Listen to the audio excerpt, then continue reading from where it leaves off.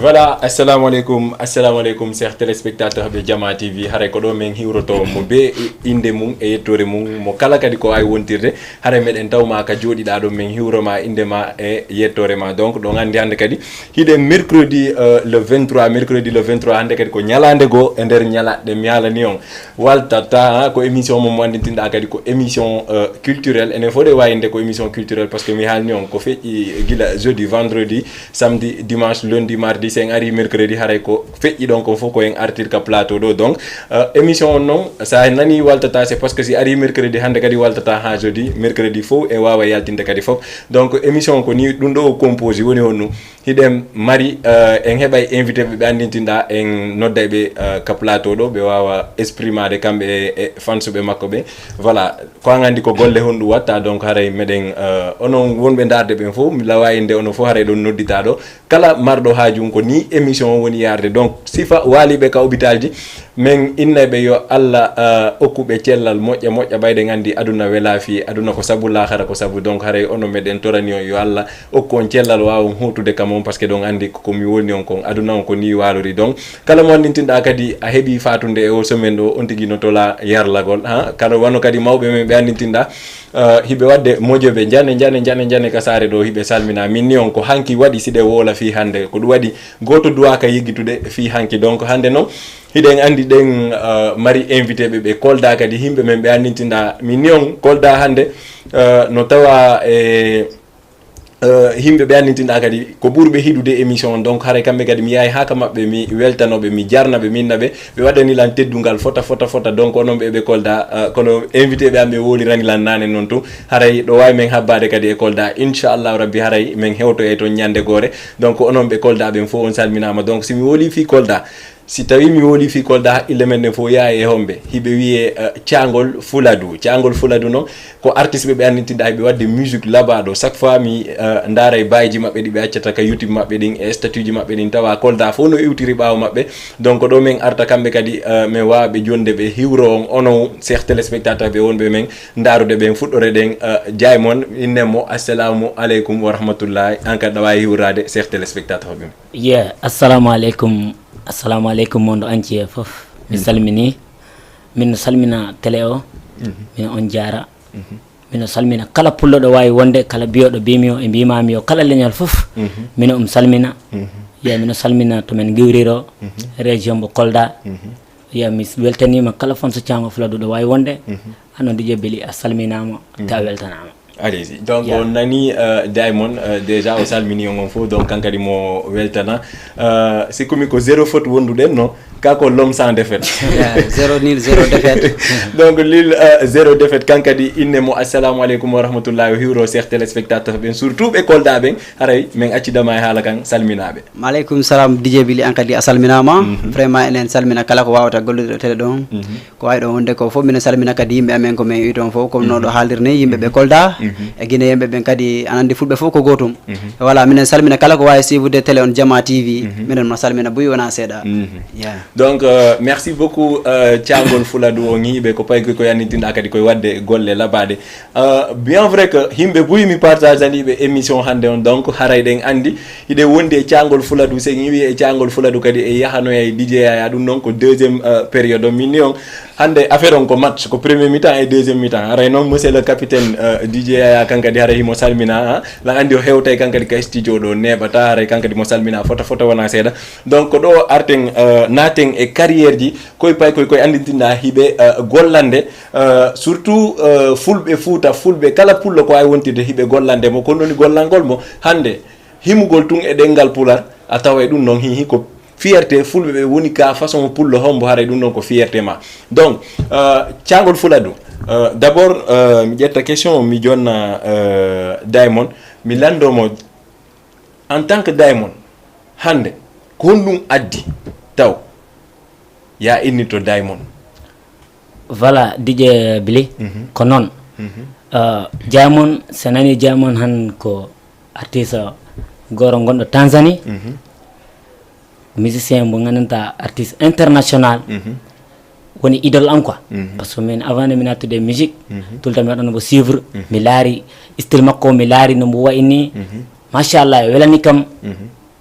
dal mi waɗi suwa makko mi ɓangi mbo mi wiyo ko kanko woni idole am parce que si a laari aro comme no style mo magara ɗi foof mino yiɗi ɗi magɗe ɗin ni mi tegara mi laarde noon hoore am quoi après mi wi hoore am Diamond. Donc si je comprends bien Diamond ko fan studio ma Diamond ko idol am quoi makko ni fan som aduna e laakar e aduna e laakar yeah. Donc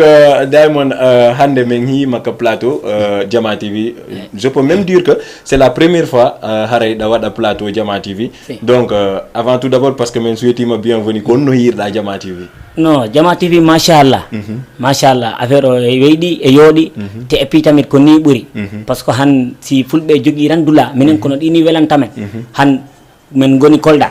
Allah waɗi Jama TV ɗin Dakar ga men gari Dakar en baddi contacté enen ɗumantina Allah waɗi men gari ga men déplacima men jiidama Jama TV te minen ñagano Jama TV ya Allah waɗɗum télé molanaɗo ya Allah ɓeydu télé o quoi parce que masa Allah Allahumma amin mais tiangol fuladu l'homme zéro faute mi anda ko l'homme sans faute ko 0 nil 0 nil 0 défaite 0 nil 0 jërëjëf donc 0 nil 0 défaite hande min hima kadi première fois ɗo e Jama TV donc min landoma hande ko ɗum addi 0 nil 0 défaite an a faala men inde a meeɗa heɓude défaite surtout e musique mo watta voilà ɗon andi inde nden no turvani hoore muɗum ha paari ko wa 0 nil 0 défaite siko ampulaar a wiyay mo gagnetake ko gagnotoɗo rek quoi kanko o fukketake o tanketake kanko ko yiɗi gagnotoɗo rek quoi mais ɗum ɗon attend ɗum ɗon haray ko Kolda to wawi wonde ka non ɗum no wawi wonde tagui ay neɗɗo kadi herani si a wi hoore ma ɗum ɗo hara ko wawata wonde quoi par ce que neɗɗo indira e ɓiɗɗo makko Seydina Mohamed alors ko on waɗata golle ɗe Seydina Mohamed waɗata ɗen quoi non ko gonga noon aɗa faami wonde kam 0 nil 0 défaite herani aduna Allah on fof ko wawata wadde meɗa wadde golle 0 nil 0 défaite voilà miɗa wadde effort jamɗi quoi si a tawi lan ko concert a tawrata la défaite grand wuuri kiɗo Jama golle no Kolda ɗo oya par ce que oya artiste jo honno Masta Sukuru jooɗike ɗo kanko o inni e nder Kolda fof hay goto wawatamo kanko mo wawi fof onon goyo darno émission ay on darno émission mais onon hakkude mon Allah Masta Sukuru ko woli kon e an ko wonɗa e nde ɗo kon ala nil ala défaite et pourtant Masta Sukuru no wawma non Masta Sukuru ko boy am quoi kanko kadi ko suwa makko o haali quoi andu mo kala tagaɗo yawtako hoore makko quoi kanko ko woni kon ko ɗum o haali quoi mbo wawi arde ko ara télé ɗo e makko kanko wawi Kolda foof ça c'est bien neɗɗo yawtako hoore makko seeɗa hooli ko wawta wadde konon kadi onon ɗon hooli ɗo wawi Kolda foof onon minen minen tawa artiste ji janɗuɗe e nder région Kolda he mais laabana on ɗo wawi Kolda foof non mi wawta wiide minen mbawi Kolda fo inde minen tawa artiste ji mawɗi e nder Kolda donc o faala inde ko Masta Sukuru woli kon nano Masta Sukuru ko suwa muɗum woli wawata inde ko faale makko tuma woli ko a faale makko ko suwa makko o woli quoi donc sans plus tarder chers téléspectateurs ɓe haray on hi invité ɓe men ɓen donc yahay nder wawi ɓe landade par ce que la gandi question ji ɗin ka nder hoore mon haray ɗi heewi tew donc ko min accu ɗon comme responsable jo question ji ɗin donc mi addanayi ɓe question ji maɓɓe ɗi woni hande kon ɗum addi thiangol Fuladu kon ɗum waɗi signiture ɗon groupe mon on thiangol Fuladu thiangol Fuladu ko jaam tan aduna o ala ko ɓuuri ndiyam si a nani thiangol rek ko ndiyam aduna o fof plus urgent e neɗɗo ko ndiyam par ce que ndiyam no nafi kulle no nafi yimɓe te ko ndiyam won ko thiangol quoi billahi no nafi kadi leɗɗe no nafi fof ka colli ara jippo yara fof thiangol nafi aduna fof par ce que ko nafoore thiangol nden ari men innitiri koye amen thiangol Fuladu si men nafiri no thiangol nafiri ni rek ala neɗɗo heɓoɗo mette e dow amen ka Fuladu o noon thiangol ngol ko ɓay ko Fuladu men jeeya ko ɗum addi thiangol Fuladu mais thiangol ala hay guine no waɗi thiangol so min inni thiangol Fuladu ɓay ko Fuladu men jeeya ko ɗum addi thiangol Fuladu en tout cas inde nden no foti parce que thiangol Fuladu mom sa nani ɗum noon tun ara ɓernde ma no dowa walade donc Diamond aren seeɗa e musique mo wonɗo wadde on pourquoi choisir ɗo waɗugol musique onon métier ji ɗin fof no ɗo déjà ɗe gandi sa inni koma Kolda ɗe hiɓe andira alquran janngugol ayi est ce que onon musique mo wonɗo wadde on on tawmo ko nder famille mon ou bien on ƴettu tun comme no woniri Diamond ko idole ma no yaaɗa ha tawɗa donc le fait que Diamond welima tun joni hande non ko noon anandi hunde ko suwa e tamit tawra hen kala amour o ko a yidde nde min Jalia mi tawani hen parce que min mi tawani baba mi yimani nena mi yimani mais ko yidde nde quoi parce que mi depuis law ay hero e kaldo mi yano ko min larteno mi yettorno e hero ran taw ko kafuli ni mi yettorno ran mi tawi sentan mi ama mi hurlane mi ama mi hellante taw mi mani hay son yimɓeɓe opéré yimɓeɓe woɓɓe mbirami ayo o wona jalijo mais taw mino continuer noon mi jogui courage o quoi taw miɗo waɗi ɓerende Allah noon waɗi mi woniri noon mi yaari e noon ha Allah wallidiri kam ɓe ɓurɗo kam yide kala musique ɓe woni 0 de fête min jiiɗi men kawri men parce que min goddaka village goto makko mi woɗa Kampisa min ko goɗami Sinthiou Mamadou en machallah après min kawri min kaldi affaire musique ji mon waɗa min jiiɗiniri mo goro makko mi laarino boy e musique ni darmi min kala min honi mbami e musique koni min liggodiriri min gandi min nangui musique o hattidi quoi andi ko ɗum mbaɓe wiyatala wo golle si tawi ka wujjo aye tun goɗɗo no wujja ko wujji ko welete tun yaado voilà hande kadi on haaldata fiyo welde yaroɓe kadi yaada e ka donc min ara kadi e ɗi clip ji mon ɗi wonɗo wadde hande meɗen hiide pas mal de clip ji no circula surtout ka page ji mon YouTube donc premier clip mon on kon ɗum waɗi on e musique ko natuɗon e musique duwaɗo wadde premier clip hande on hiidi tun on weldi musicalement ɗo wawi yaade ka studio hima on waɗal taw clip ko fiyonu mi landaki fi musique parce que waɗugol son min la wayde d'une part c'est très facile parce que mo beeno yaade ka studio ji ara tun compose musique mum on yaltina ay mais hande innugol hande 0 défaite e Diamond ɓe fotti ɓe duwama wadde clip ko ɗum ɗum waɗi o non machallah ko fierté boyi e amen tigo ko jam tan kala okki men quoi manam nde min puɗɗi musique nde yayo ko seeɗa tan min jaari seeɗa min guerdira noon ha machallah après min daari parce que han vidéo e tawa ko okkata artiste doole min daari ɓay min keeɓi opportunité o min mbawi hebde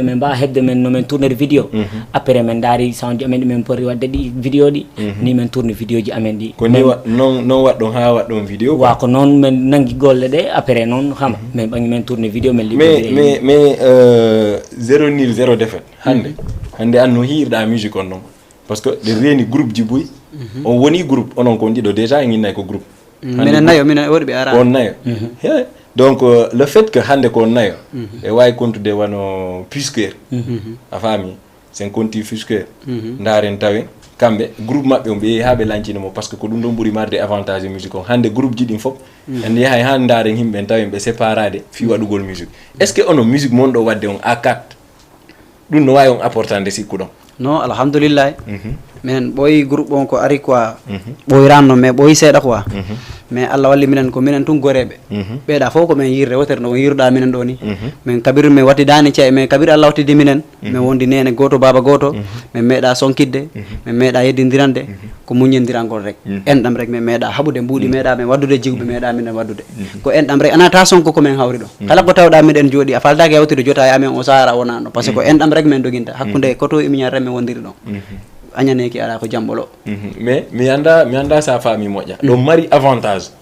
mari avantage e musique mon ɗo wadde on honno mi woni innide si ɗo mari avantage hande sa daari groupe ji janduɗi ɗin fof hiɓe seedude pour mieux que jogoɗa page ma YouTube goto oɗo jogo page makko YouTube goto hande ko arata kama kon ara kama ko arata ko oɗo kon ara ɗon a faami par exemple en pourcentage mo heɓata sa invitama an tun sa yeehi joni a yoɓama par exemple 1 million 2 million ko angi staff ma on an tun staff ma on hande staff ma on 4 par exemple 3 personnes ɗoytike est ce que onon ɗum no arrange on sikku ɗon non minen sa min waɗani noon minen ko compte goto men jogui ko ɗum ɗon lagandi par ce que ko groupe eyyi compte YouTube goto men jogui to mo kala no jogani hoore makko compte TikTok ok mais affaire ɗin ɗon ɗin kay ɗin waddata minen walla affaire ɗo goɗɗum ɗin min ala on probléme quoi mais on heɓay avantage ɗum ɗon min heɓay avantage nice hakkudeji amen quoi min heɓay avantage allez-y donc sikkumi sina mi falju ɗo mari clip keso ka minen jogui clip keso on suka buuɗerake suka buuɗerake ko noni ɗum manam suka a forani wasde suka mo wasara quoi mo duwaka wasude ni ɗi walla wasata o lan mankata mbuuɗi allez-y donc le fait que suka mankata mbuuɗi e yahay daaro en clip on waɗe mo décortiqué grand wuri daranan suka mankata mbuuɗi on ko no windori toon ka fi kankadi suka buuɗeraki awa si tawi clip on no ɗon en naatay ka clip après sen arti ka clip onon ɓeɓe kolda fof préparanne ƴette téléphone ji mon ɗi waɗon 78 waɗon 116 waɗon 82 waɗon 38 naton en direct après clip on wawen yewtudude e ɓe star ɓe men fuladu ɗo fuladu thiangol fuladu donc hande koyɗen e maɓɓe wondi donc grand wuri si c'est bon ɗa wawi lan addande clip on décortiquen clip on thiangol fuladu hakkil to ɗum dari ha mari moli ha wala kala hettawde hobo mari wawi bornaga robo finima suka boderake le goram boderake ama hegerake le hika hegerake jiwo bato anjen dubai bine hewi kale suka hura lubangal pade ay goro faltake ɗum suka boderake le goram boderake ama hegerake le hika hegerake jiwo bato anjen dubai bine hewi kale suka hura lubangal kude ay goro faltake ɗum obo made fini fami la happy bembenji yerji wel wadi sexy baddo kam ano ura sangi santini hano ma mis do Senegal na tuwa samjia kanba mi profil hande ko weekend bebe am anjen salon bubu beida mbalo yen hotel Canada I'm sorry baby kuma sorry baby min ko mi yid mayidam sabu mi manti suka debbo final pour wawa nosde wonna beida jogodale hakkilde fe ida e betinam ida suka boderake le goram boderake ama hegerake le hika hegerake jiwo bato anjen dubai bina hewi kale suka hura lubangal pade ay goro faltake ɗum suka boderake le goram boderake ama hegerake le hika hegerake jiwo bato anjen dubai bina hewi kale suka hura lubangal kude ay goro faltake ɗum samde yani han samelenga pas arja herrole jango balen dubai antange min bisa jitnama waɗantama ɓornoɗa beyɗa ko ɗum ga falta kam ɓornoɓe beyɗa ko ɗum ga faltama wayji wel besel ko fima warta kam beso o ko mati ɗum attile jimmi ɗum sukareno luɓo hatta ɗum le fani luɓoɗale matoɗa hatta ɗum le gasi boji ɗi mati ha gerji maɓɓe ko mati ha ko oro warta kam suka boderake le goram boderake ama hegerake le hika hegerake jiwo bato anjen dubai bina hewi kale suka hura lubangal pade ay goro faltake ɗum suka boderake le goram boderake ama hegerake le hika hegerake jiwo bato anjen dubai bina hewi kale suka hura lubangal kude ay goro faltake ɗum wana gelni welantammi ko wana gelni ɓurantammi ande muden ɗum ɗo e jango jiiden ɗum ɗa e nangu cungam goɗɗo ga jaha ar jahen sabu mawɓe maɓe jiɗa ɓura ɗo ɓurmi ɗo sabu enemiji am jiɗa an ɓura ɗo ɓurmi ɗo a hegaraki lekiɗo ka nder wonkiyam ga gonɗa halnam faɗe ma tewi manti gonduɗa fadde mi halnama kiɗo am kala nana jaɓa kiɗo maɗa wullintama sako tampine mijinama haade sako tampine mijinama suka boderake le goram boderake ama hegerake le hika hegerake jiwo bato anjen dubai bina hewi kale suka hura lubangal pade ay goro faltake ɗum suka boderake le goram boderake ama hegerake le hika hegerake jiwo bato anjen dubai bina hewi kale suka hura lubangal kude ay goro faltake ɗum clip bu nice voilà aray ko clip mo andintinɗa kadi c'est disponible ka YouTube maɓɓe a waɗay tun thiangol fuladu no nata ka YouTube ndara clip on ko clip mo andintinɗa kadi clip labaɗo mais bon en parlant de clip hande clip on ɓe kolda ɓen fuɗɗiɓe bon grand wuri ƴettanammo allo oui ça va alhamdulillah komboy mon sawa jam tan ona mawɗo jam tan so bayno waaw jam tan yalla alhamdulillah salminama de mi tontimama boyi ko hombo jam tan min ga samba samba salminama mawɗo samba bassi ko noon tigi bacci hono jam tan wonna jam tan walla ya salminama Bachir ga konno hirɗa clip on ine ko wayɗire mo yoori mo yoodi ka ƴeewi siliɓe kilamara mais kontonɗa men noddude kolda bila kolda ɗoni ɓen billahi ɗo weltana photo wona seeɗa en tout cas minen kadi mi weltanike o moƴƴa wallite paykoy koye inchallahu rabbi ɓe yaara yeeso nan inchallah par ce que ɗon andi aduna ko sabu lahara ko sabu ka daymon wawa donc haray ko mboye mbo kanta ɗon mi wattiyee ɓen tawa wasande klaɓe ti koyimaki min amis ɓe breda ode janam mbo ka walla wayntike allo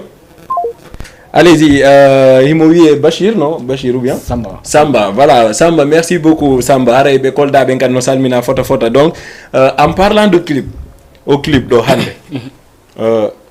est ce que la wawi andude secret goto mo mi duwaka andude ka clip mi duwaka mo noon andude mais lan falamo andude konno waɗirɗen clip on honno avec le financement e ko honto mbuɗɗini je crois que ko ɗoni boss jon ou bien quoi non machallah cangol fof alhamdulillah ɓe fof ɓe waɗi hen machallah no anandi yimɓe hande si on puɗɗama rek aduna Allah pi waɗi on suivre han gara woni ƴettimo daymon innumo allo allez-y yimɓe fof jiiɗi ligge mon ɗe machallah on ɓeyda nangude hunde nde haatiɗa minen Allah e walli men machallah min puɗɗi musique teg min heeɓi entourage yimɓe mbawa ɗumen ballude mbawa ɗumen nangade par ce que ɗum kala e tawaɗe gandanta ko okkara neɗɗo on doole neɗɗo han kala ɗo mbawɗa wonde o live si a heɓani nanganoɓe ko ɓawo rek a wawa golle maɗa mbawata tabintinde surtout par ce que artiste jo ko ɓawa voilà machallah minen beltani producteur amen neɗɗo amen ko minen puɗɗodi wiite MK jooɗi leydi Espagne ko minen puɗɗodi minen baddi kala komin baddara ko neɗɗo daraniɗo men nanganɗo men par ce que mbo arti ko après min juuɗi projet ji amen ɗi min tournude vidéo ko makko sa tourne vidéo MK Pro in Espagne jooɗi te minen mbo beltano minen mbo jaara tigui noon machallah mais MK je crois que himo participe e financement ji no machallah no buyi wona seeɗa mo ligge teltuɗe mo wonna men tout eme kande ko han ko darna men mo dari par ce que kala ɗo ko cangol yara yeeso makko ko ɗum mbo sohli mais bon hande clip momin woni hiide ɗo meɗen andi haray himo wadde buzz kolda bon hande e yaltini clip on objectif men on e clip on kon ɗum habbiɗen e clip on revenu hombo falɗen e clip on par ce que andi woɓɓe no yaltina clip hara rien que clip mo ɓe yaltini on c'est juste parce que bon en yiyay ɗo clip jigoɗi annitinɗa ɗi finance aka hara hay filmage maɓɓe on aynayi hara ko iPhone filmi ɓe ay donc hande clip mo on min daari no tawa e clip ji hande ɗi wawata contude ɓurɗi laabude ɗi a faami donc hande kon ɗum habbiɗen e clip on par exemple hande ɗa waɗa clip habbo certaine par exemple innen certaine Baba Mal certaine artiste ɓe janduɓe yo nodde félicitama e ko wonɗa wadde kon mais enen kon ɗum habbiɗen exact e clip on enen cangol fuladu honɗum habbiɗen e clip on comme revenu honɗum non o vidéo on par ce que vidéo ji ɗin komin waɗata ɗi kon ko wona o rek minen waɗi ko andanta région Kolda an fof ko goɗɗo waɗani yimoɓe toon ɓe jaliɓe tun on toon international mais minen waɗi koɓe waɗani minen vidéo ji ɗi min jooɗi min waɗa 2 ans musique min waɗa min ala clip minen jogui sonji rek après de temps amen andu golle ko temps lamdi min ƴetti temps o vidéo komin waɗi ko dans une semaine 7 vidéo min waɗi 7 vidéo dans une semaine min waɗi lancé message ji ɗin fof quoi oɗo vidéo o ko vision international o habbi o habbaki concurrence Baba Mal walla goɗɗo de vidéo ko vision international o habbi quoi par ce que minen haysi a yi minen tan a anda ko vision international men jogui quoi donc onon ɗo mari vision mo andintinɗa hande on waɗi Kolda fof ɓe waɗali ko waɗɗon kon premièrement deuxièmement ɗum faala vision mo andintinɗa voilà musique on ko wonɗon o yiwa ɗon quoi ande musique fulɓe ɓen o foti hen hewtude ɗo andanta kala musique wawa hewtude quoi mais noon andi enen par exemple sifa enen ɓeɓe Kolda minna enen ɓeɓe Kolda fiyondumoninde enen ɓeɓe Kolda par ce que plupart en hiya musique ji men ɗin en wattoto conci cosan men ɗin tigi jeliɓɓen tigi Kolda ko ɗum ɓe waɗata ɓe wattoto conci maɓɓe cosan maɓɓe ɗin tigi ɓe waɗa musique maɓɓe on bon on musique ɗon o wawata wonde international par ce que niveau international hande sen daari en tawa e clip ma on ko be o lando par exemple sexy be wona ko waɗi sexy est ce que mine wawi habbade ɗum e mo hande ɓeɓe Fuladu est ce que kamɓe si ɓe hiiri on ɗin clip ji ɓe sikkuɗa ɓe jokka on ha joni par ce que an tigui ayni ko vision international joguiɗo sikkuɗa noon ɓe fuladu ɓe jaɓay ɗum alors que kamɓe culture maɓɓe o exactement woni conci ɗi anditinɗa ko conci cosan maɓɓe on tigui ɓe watta fi waɗugol clipji maɓɓe non ɓe jaɓay ɗum par ce que a waɗata hunde nden fof hara ko art ma on tum waɗata quoi a wawi wadde sensé mo faaleɗa ɗon pour adna Allah on fof quoi aɗa wawi wadde kadi cosaan ma on pour région Kolda on yiya quoi par ce que ɗum fof mi watta mais attends sen daari jeli ɓen Kolda tigui ɗi waɗi tigui conci maɓɓe ɗin ɗi waɗi clip maɓɓe on ko fi hande yo clip on haɗu Kolda ma ɗum yo haɗu e ɗengal pula fi on ɗum par ce que clip on no wawi wonde international fof daramo kono clip o wonta international hara yimɓeɓe waɗay mo reconnaître comme international mais wono himɓe men wonɓe Espagne ɓe France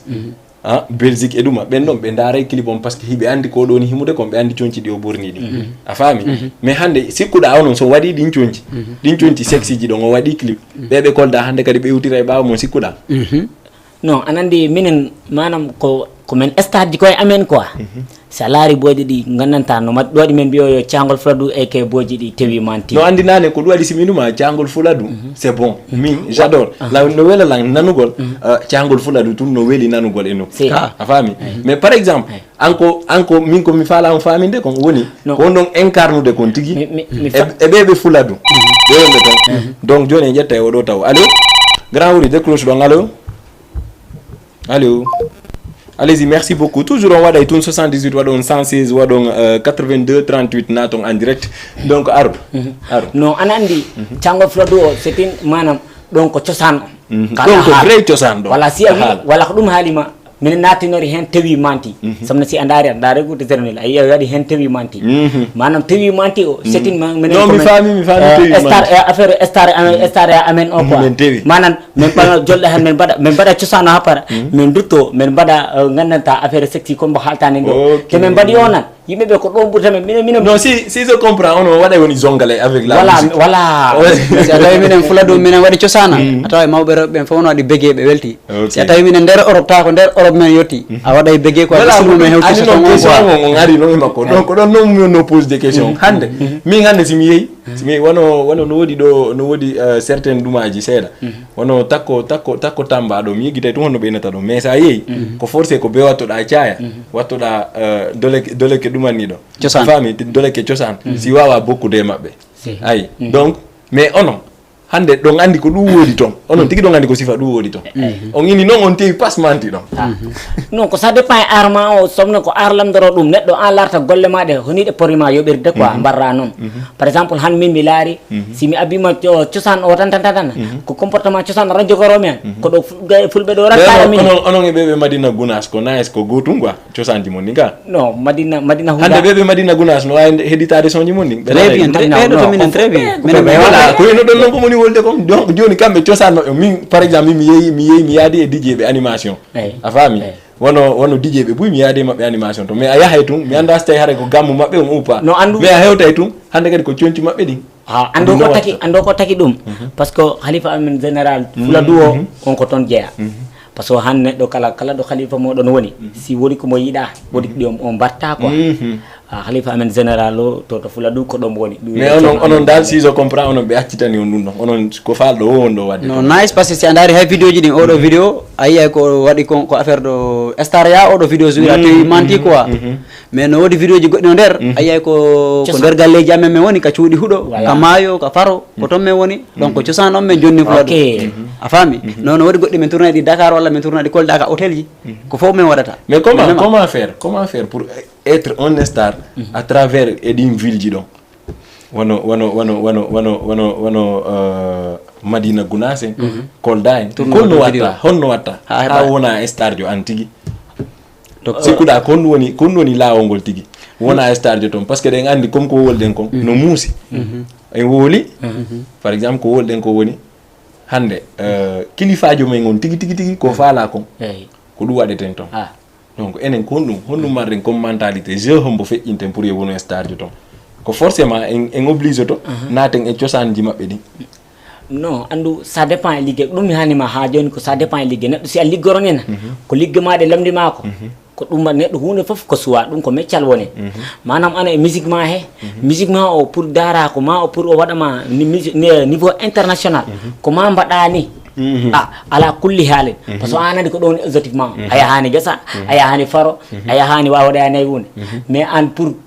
jiya hen intérêt hoore maɗa ko ɗum lamdima ala kulli halin hande ko on ɗon star ɓe ɗon ɗe gandi star ɓe ɓen États-Unis ɓe fima ɓe yara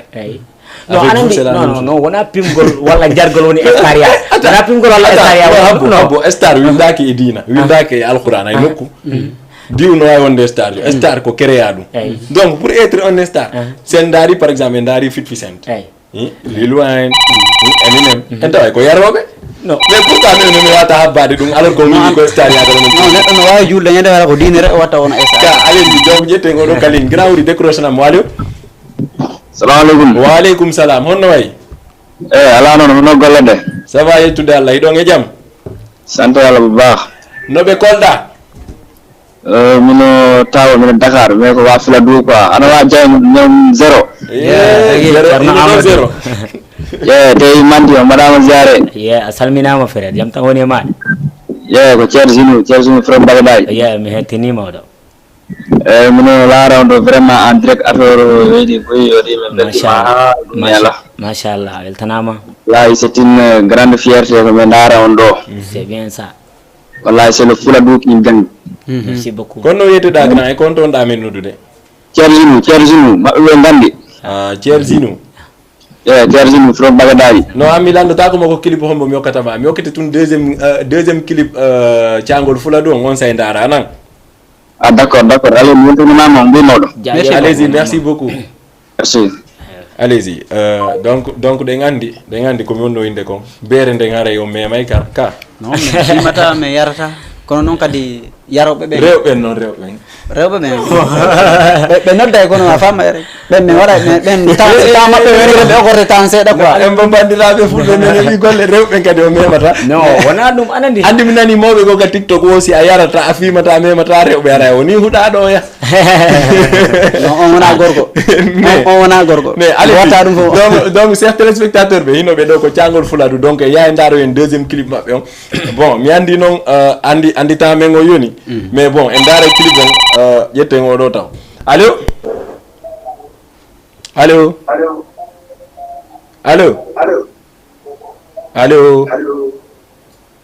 ay way allo o aray ɗo meɗe weltanima aɗa wawi natitude kadi donc yahay daaro en deuxième clip thiangol fuladu arten ka plateau men ɗo la gandi neɓata kadi haray ɓe wayni to par ce que ɗe gandi enen ɗo fof kono grand jo woliri noon ko fierté jano hande recevuɓe ɗo ka Jama TV donc may daaro en deuxième clip thiangol fuladu o thiangol fuladu Kodigal thiangol Africa Musidemba Parambate Kodigal Parambate Paratore Ibeleza Sakombadon Ibeleza Yevitole Parambate Kodigal Tajakendam Karimunye Parambate Kodigal Parambate Paratore Ibeleza Sakombadon Ibeleza Yevitole Parambate Kodigal Tajakendam Karimunye aduna ɗiyaji kono ɓerde men ɗipaaɗi oko waɗi ɗum e toñaɗo yo muñata fulɓe ndenden ko heewi leɗin e meɗen fulɓe gawren ko heewiɗi heƴa e meɗen la fulɓe mbaɗi kaɓe jeyro galle jarga haali hori tan jeyro laamu te laamu anda ho an ko baso gonɗa to baso nanga ñawore tirbina ndenden fulɓe gawren ɗum ñaagimi fulɓe ɗum ɓuranimi fulɓe ko gawral fulɓe gende parambate gotigal am parambate paratore ibelisa sakombaton ibelisa yewi dole parambate gotigal tajakendam kani muñe parambate gotigal am parambate paratore ibelisa sakombaton ibelisa yewi dole parambate gotigal tajakendam kani muñe hewi dole ibelisa hewi dole natimmi berne ha benna metti torni mimijo ha bato yami goti gallam dono firina imme tagi mawbe noda taro galle jarga fi gonga hale sabu mawbe membe ben gandi gonga ben jidile gonga ben pami gonga sabu hala hande bani hala jango sabu hala jango bani hala papi jango hotte betine musiden wonte betine musiden warambate goti gallam warambate waratore ibelesa sagombate ibelesa yevi dole warambate bate gata yakendam kani munye warambate goti gallam warambate waratore ibelesa sagombate ibelesa yevi dole warambate bate gata yakendam kani munye Kotigal no pori welde, kotigal no pori welde. E garengenden, anena goro, e garengenden, an baba goro, oi pura nimme, kotigal ambura nimme, vela nimme, kotigal vela nimme, oi pijen jalden, vela nimme, la firina o, koni yande ngajen, la firina o, koni yande mopen, nene he baba he nene mama etana ngare koden dum wela nimme e gare gonden dum bura nimme e gare koden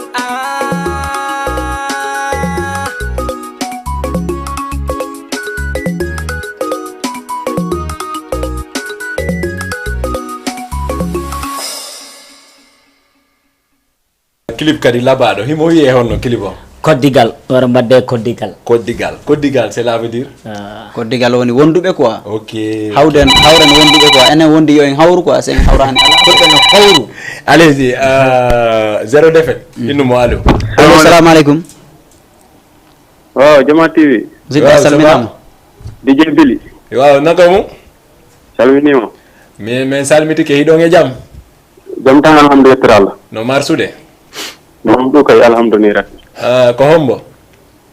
ko Ousmane Kande ɓurantede Ousmane Neymar from Bagadaji ok Ousmane Kande Neymar from Bagadaji wallahi salmini on non min salmitike hiɗa e jaam no ɓutti no ɓuuɓi mino salmina cangol Fuladu ya ton dama boy frère mino salmina ɗon boy jamɗi cangol Fuladu ya tawi manti wallahi tawi manti ɗum woni 0-0 e Jaymon Dia wallahi frère Neymar wallahi minen mbaɗa suivre émission o machallah neɗɗo e hetto on carrément merci beaucoup frère boyji DJ Billy reppalami andindere ko boyji joguiɗi talent ngoni non ça se voit si min daari clip ji ɗin tum mi andi carrément par ce que musique ngo ɓe mbatta o yombani surtout ko boyji bakkiliɗi boyji neyiɗi par ce que hande Fuladu hewani groupe mbaɗo no groupe cangol Fuladu ni ko gonga kamɓe si a laariɓe wona boyji mawninkiniɗi surtout ça se voit te hande ɗum e heewi to meɗen toon neɗɗo si yeehi ha andi ko bawɗa ko ana wawi ɗum ɓe a mawninkinto ɗum no heewi ɓeɗo noon ɓe jeehi ha ɓe gandi koɓe mbawi ko ɓeni mbawi ɗum tagani ɗum ɓe jippintini to less surtout si a laari sawonji mumen ɗippi hay sawon ala fot min moom wak degi fi Allah moom min waɗa ɓe encouragé merci beaucoup ya Allah naɓɓe ta ko international ɓe jahara amin frère par ce que ko boyji bakkiliɗi ɗum woni 0-0 ko boye neɗiɗo Jaymon Dia ko boye neɗiɗo non billahi ça se voit e min koɓe mbatta ko ɗum e welani kam min Ousmane Neymar wallahi min hande ko mbiyami ɓe ko rek komi ala rek tant que mino jogui ala komi añani ɓe billahi ko gonga te ngal am basal ɗon ko keɓanmi ɗon komi wattidat ɗum e mumen surtout par ce que kamɓe kolli kam ɗum par ce que noon neɗɗo yiya yo sariya o yo innamal mar'u hadisan badahu fakun hadisan hasanan liman wa'a shukran voilà par ce que neɗɗo moom souvent moƴƴere maɗa no haale ɓaawo ma ko ɗum nelaɗo wi billahi ko gonga aw vraiment moom min no welti carrément minen kadi mi weltanike mo fota mino weltani cangol Fuladu groupe maɓɓe o e mino weltanima an DJ Billy wallahi la weltimi kadi la weltanima fota surtout no minen kala la weltani o moƴƴano voilà minen no ɗum ni minen sohli ɗum par ce que min souvent ɗum mbiyami Samba Dental hande enen mankora ɗum enen fulakunda ɗengal pular ko par ce que gonga hannde julɓe ɓe ko ɗum ɓurdi en ko gonga andi ɓe ni o yo womo beyo mantu kam mum tum goro voilà goro no anndu ko ɗo muɗum te ko ɗon woni fiwo billahi kakamatu woni par fiima ce que hannde kono no waɗirɗa ɓe ɗo hannde invité si janngo Samba Tenta waɗi ɓe invité fakka janngo goɗɗo waɗi ɓe invité ko joni ɓe annde andi musicien ko ɗum faala musicien ko ɗum musicien golle ko mum ɗum falte inde noon enen ko wonanɓe en to radio to walla wonanɓe en to télé to ɓe kamɓe si wona ko jolfuɓe wona peeña ko wona ko haykus ɗum noon wona noon par ce que neɗɗo nelaɗo yo nde yimɓe ko e leñol ɓurondirte wallahi ko leñol ɗum ɓuri haɓanade ko gonga wallahi ko gonga awa hannde enen ɗo pullo fuura woni fuutoranke woni fulakundaw enen fof koye fulɓe ko gonga awa kono mino faala enen fof noye nanngondir inchallahu rabbi awa kankara ya Allah wamma DJ international allahuma amin min on mi fenantama kono min ɓeɓe kolda eyi ɓe waɗani lan gikke andi goɗɗo sa fuɗɗike piiwu goɗɗo ari innima no hiɗi kun tum noon tigi haray ala fus ko yoɓamo hay so tawi wala fuy ko jonne si tawi tum mo hiɗi ko watta kon haray ala ko yoɓamo hande kadi ɗon ko fañ awa min kay min weltanima carrément surtout boyji ɗi mino ɓeydannaɓe noɓe ɓeydu wakkilade inchallahu rabbi noɓe andiraw ɓe mbaɗaniraw hay fus koye fuɗɗagol ɓe woni ko gonga zeronil koye fuɗɗagol gonɗon wallahi jaymon koye fuɗɗagol gonɗon wallahi alama min ko ɗum tan mbawmi on wadde conseil ko on puɗɗoron wallahi frère on mbaɗani taw hay fus on mbaɗani hay fus ɓeydon wakkilade ra yimɓe ɓe noon ɗini daara o inchallah yimɓe ɓe ɗini ketto o machallah vraiment moom neɗɗo weltima moom carrément min merci beaucoup grand Ousmane Neymar min weltanimama Jaymon Dia ya Allah nabru musique o yeeso ya Allah tellin dande nde amin 0 neɗɗo weltanimama carrément ankara ya Allah tellin dande nde nabra musique o ɗo yeeso amin frère amin komin bagaraji o hannde o moom en keeɓi carrément par ce que hannde cangol Fuladu ko partout kono no mbiɗon ni ko partout Sénégal ko international bo wiire par ce que hannde kalmo kawɗa ɗo ɗi boyji horoɓe goɗɗa ko bagadaji ta ɗum ko fierté dow yimɓe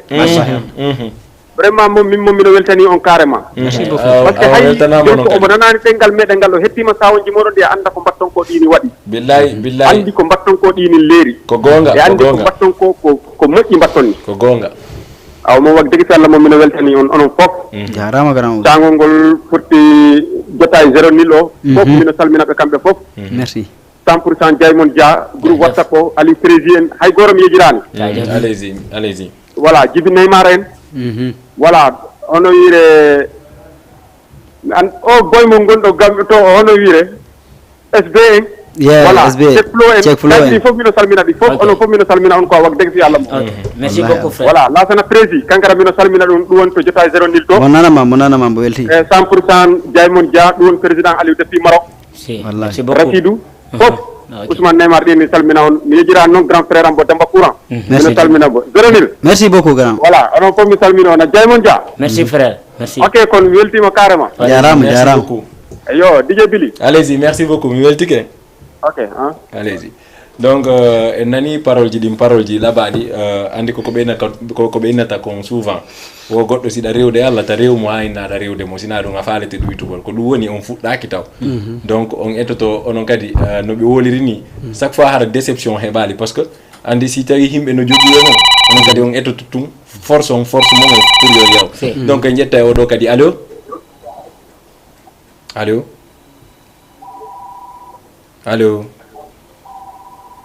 allez-y donc oɗo kadi wayni tike bon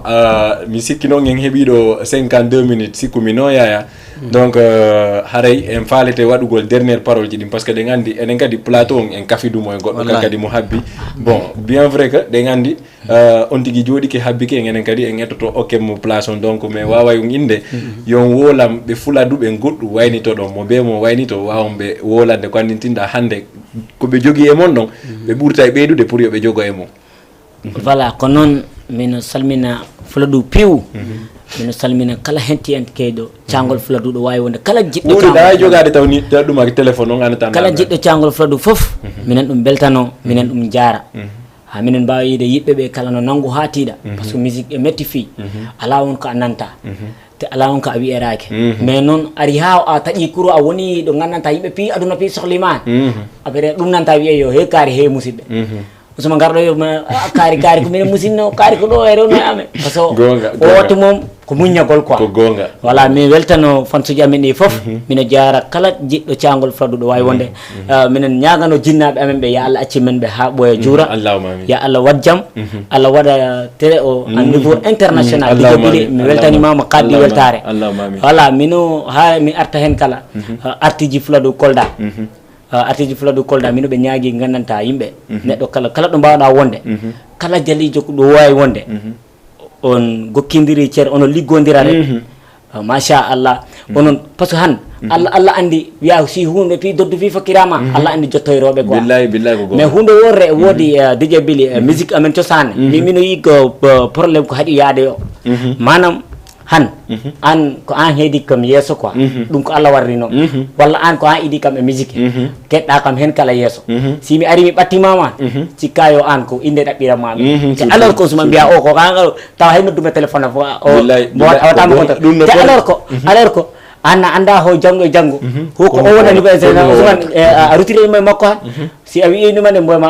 après mboya an kaari an ko ko mawni on problème na onon to a faami on problème ko musique fo han ala gondo Fuladu mi wiide hay goro wona niveau international ala gondo ɗum ala ɗon keɓɗo e musique mo gandanta bawɗoma yebde ko wurtama ha maaya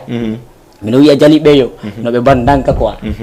han minen komin boji puɗɗiɗi ɓoyani mais surtout noɓe wallito on machallah min puɗɗi rek Allah waɗi Allah okki men gandanta duwa jinnaɓe e jaabo minen jaa e partout par ce que min jaaha tourné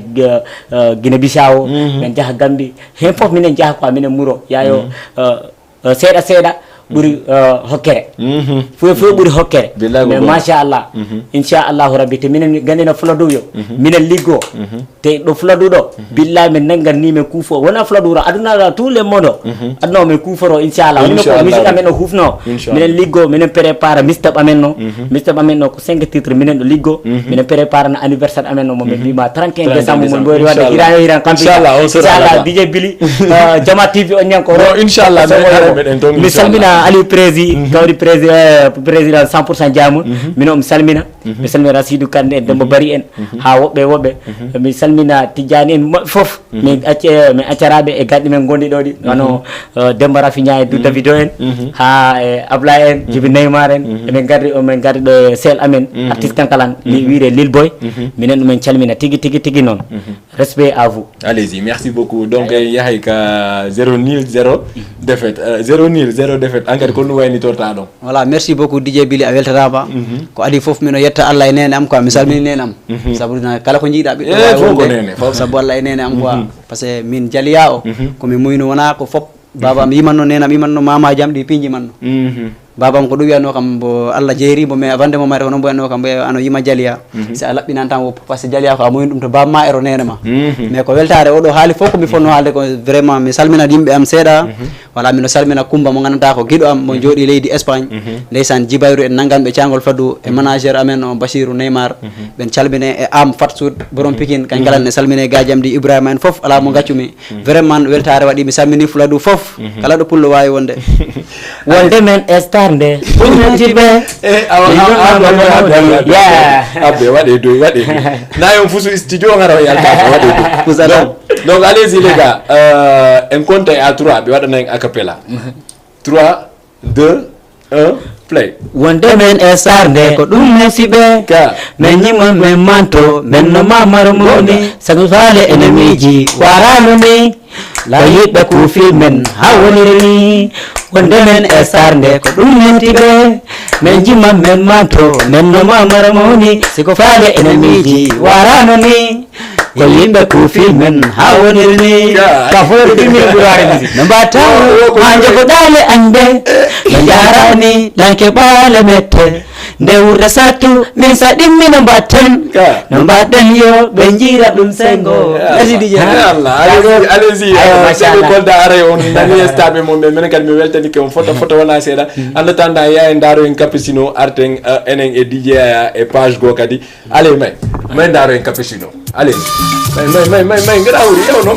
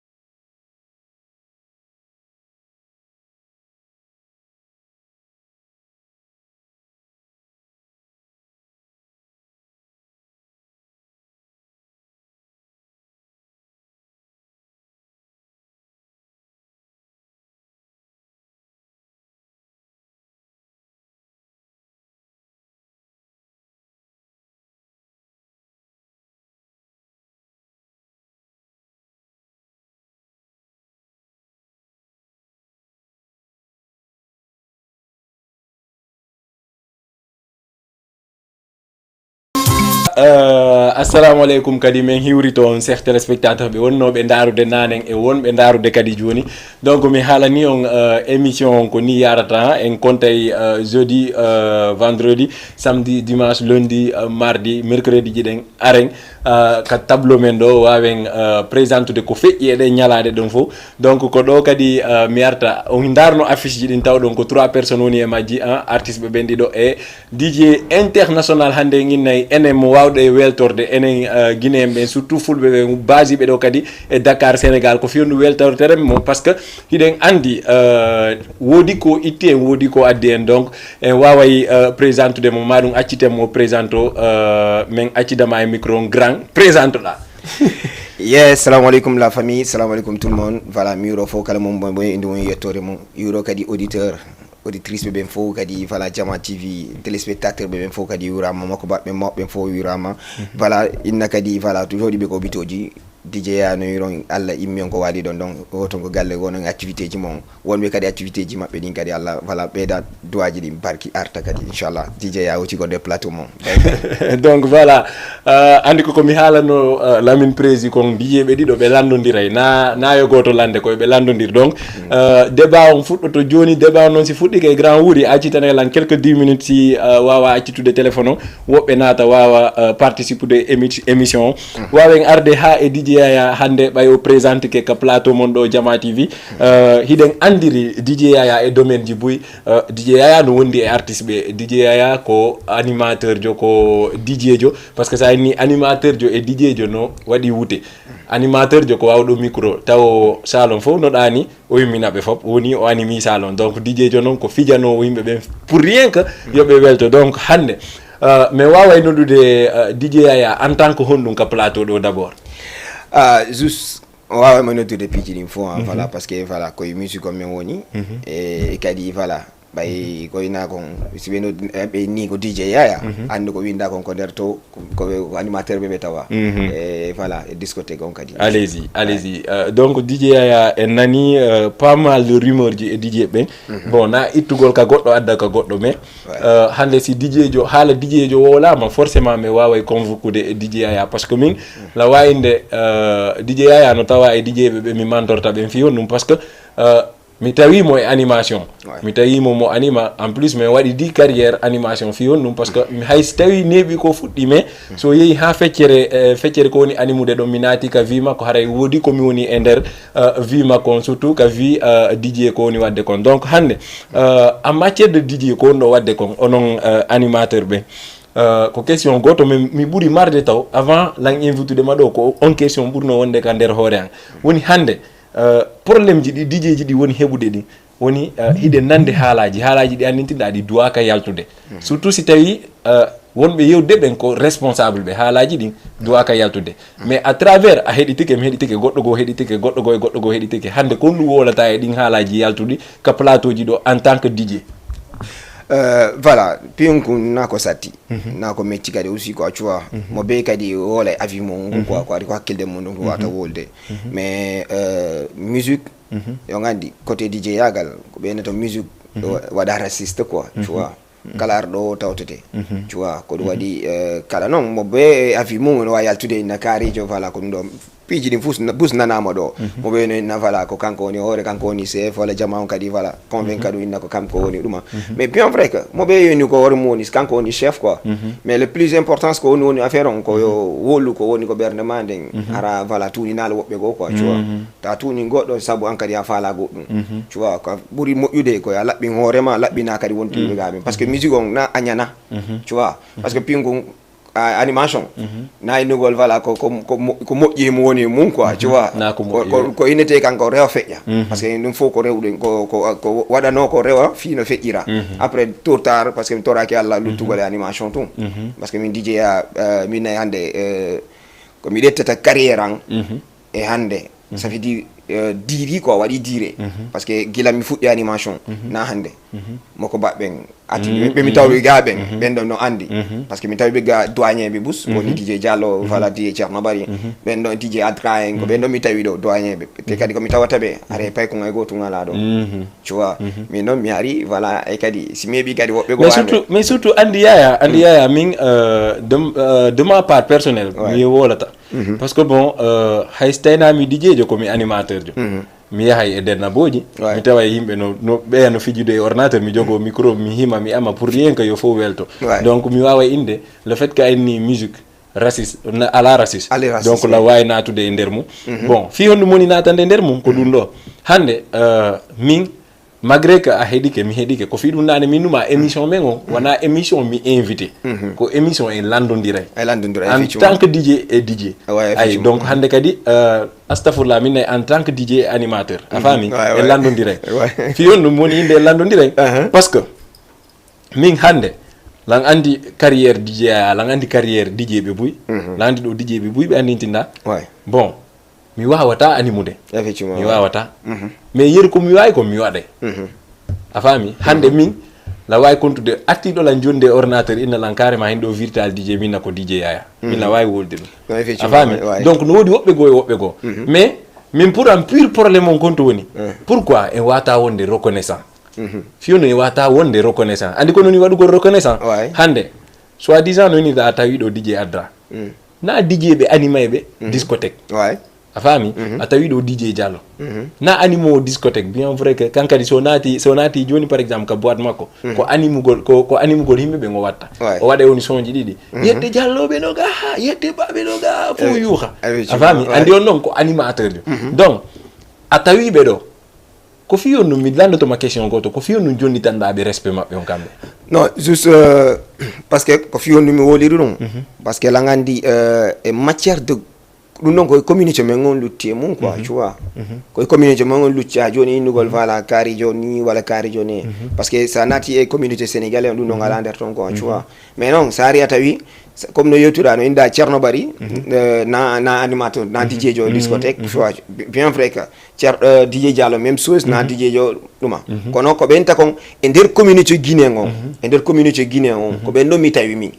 tu vois ko mi ari ko ɓen ɗon mi tawi mais non e nder kamɓe kadi koɓe tawi ko kamɓe wonno jogiti fi sobis on Dakar ɗo kamɓe wonno organise oɓe événement ji ɗin ɗo mais personnel ɓe marɗo ɗo 3 DJ ɓe andanda hoorema min ko ɓen ɗon mi ari mi tawti simi heeɓi komi dowa heɓude ko e nder communauté guiné on tu vois par ce que comme hande si mbola wawi siduñide inde maɓɓe comme DJ Junior ko kanko ko ɗo mi tawi mo